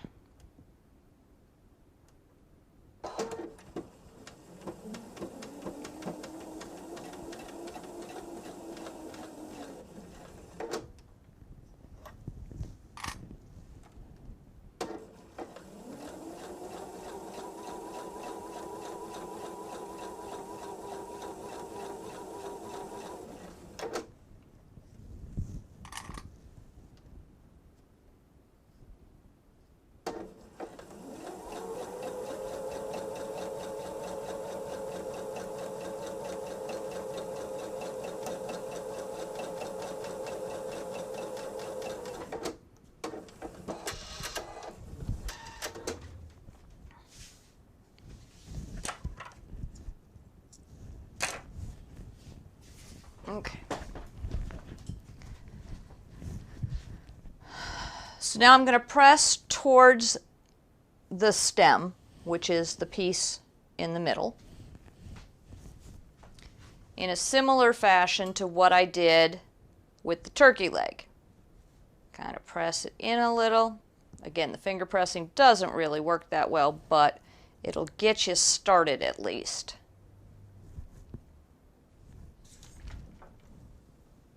And then press it down as best you can, and then press it with the iron.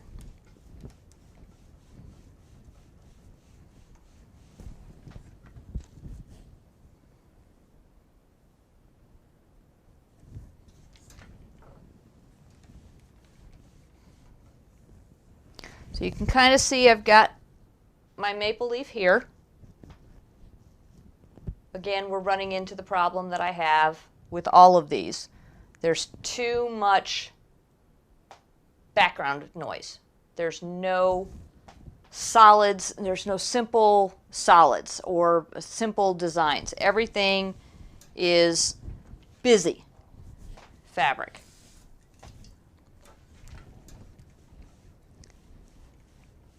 And that's just, it's not working well for this particular design. You definitely need fabric that is lighter, simpler. I don't know what other term to use. Okay, so now I have a stem and the background fabric. And I need to trim this to 2.5 inches. And we're going to run into the same problem we did before. We have the 45-degree angle. Now we want to do the 45-degree angle, but we need to do it down the center of the stem.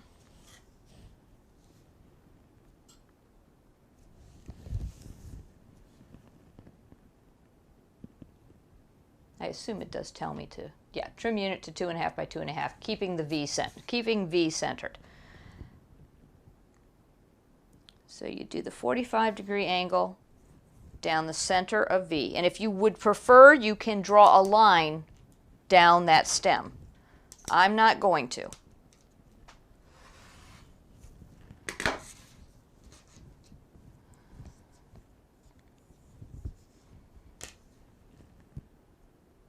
And trim a little bit off.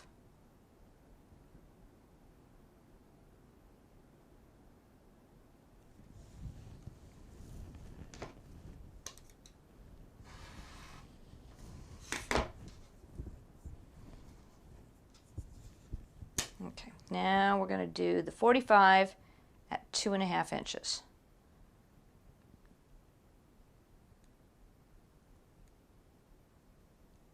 Wow, this is really big.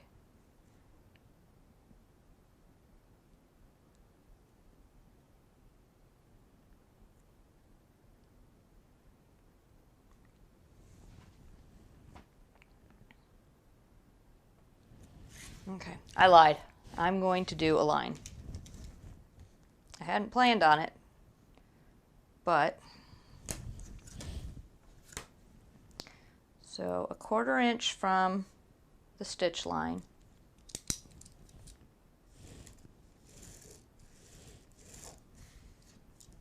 Draw a line.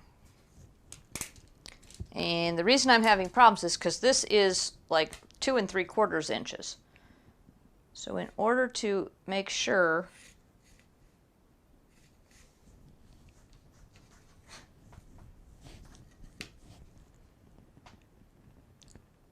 that I don't cut off too much,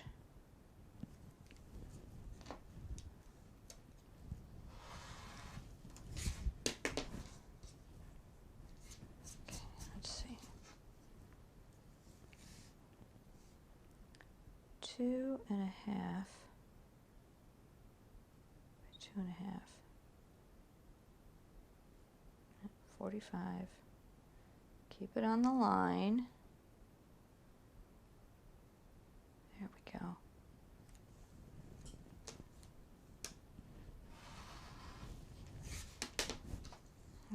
one last cut.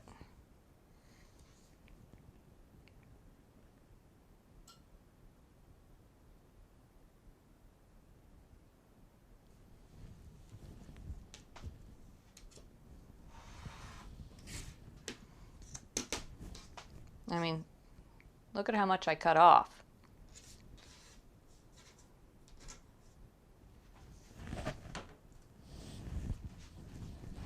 All right, let's go here. We're going to put our stem in. And there we go. There we have a maple leaf.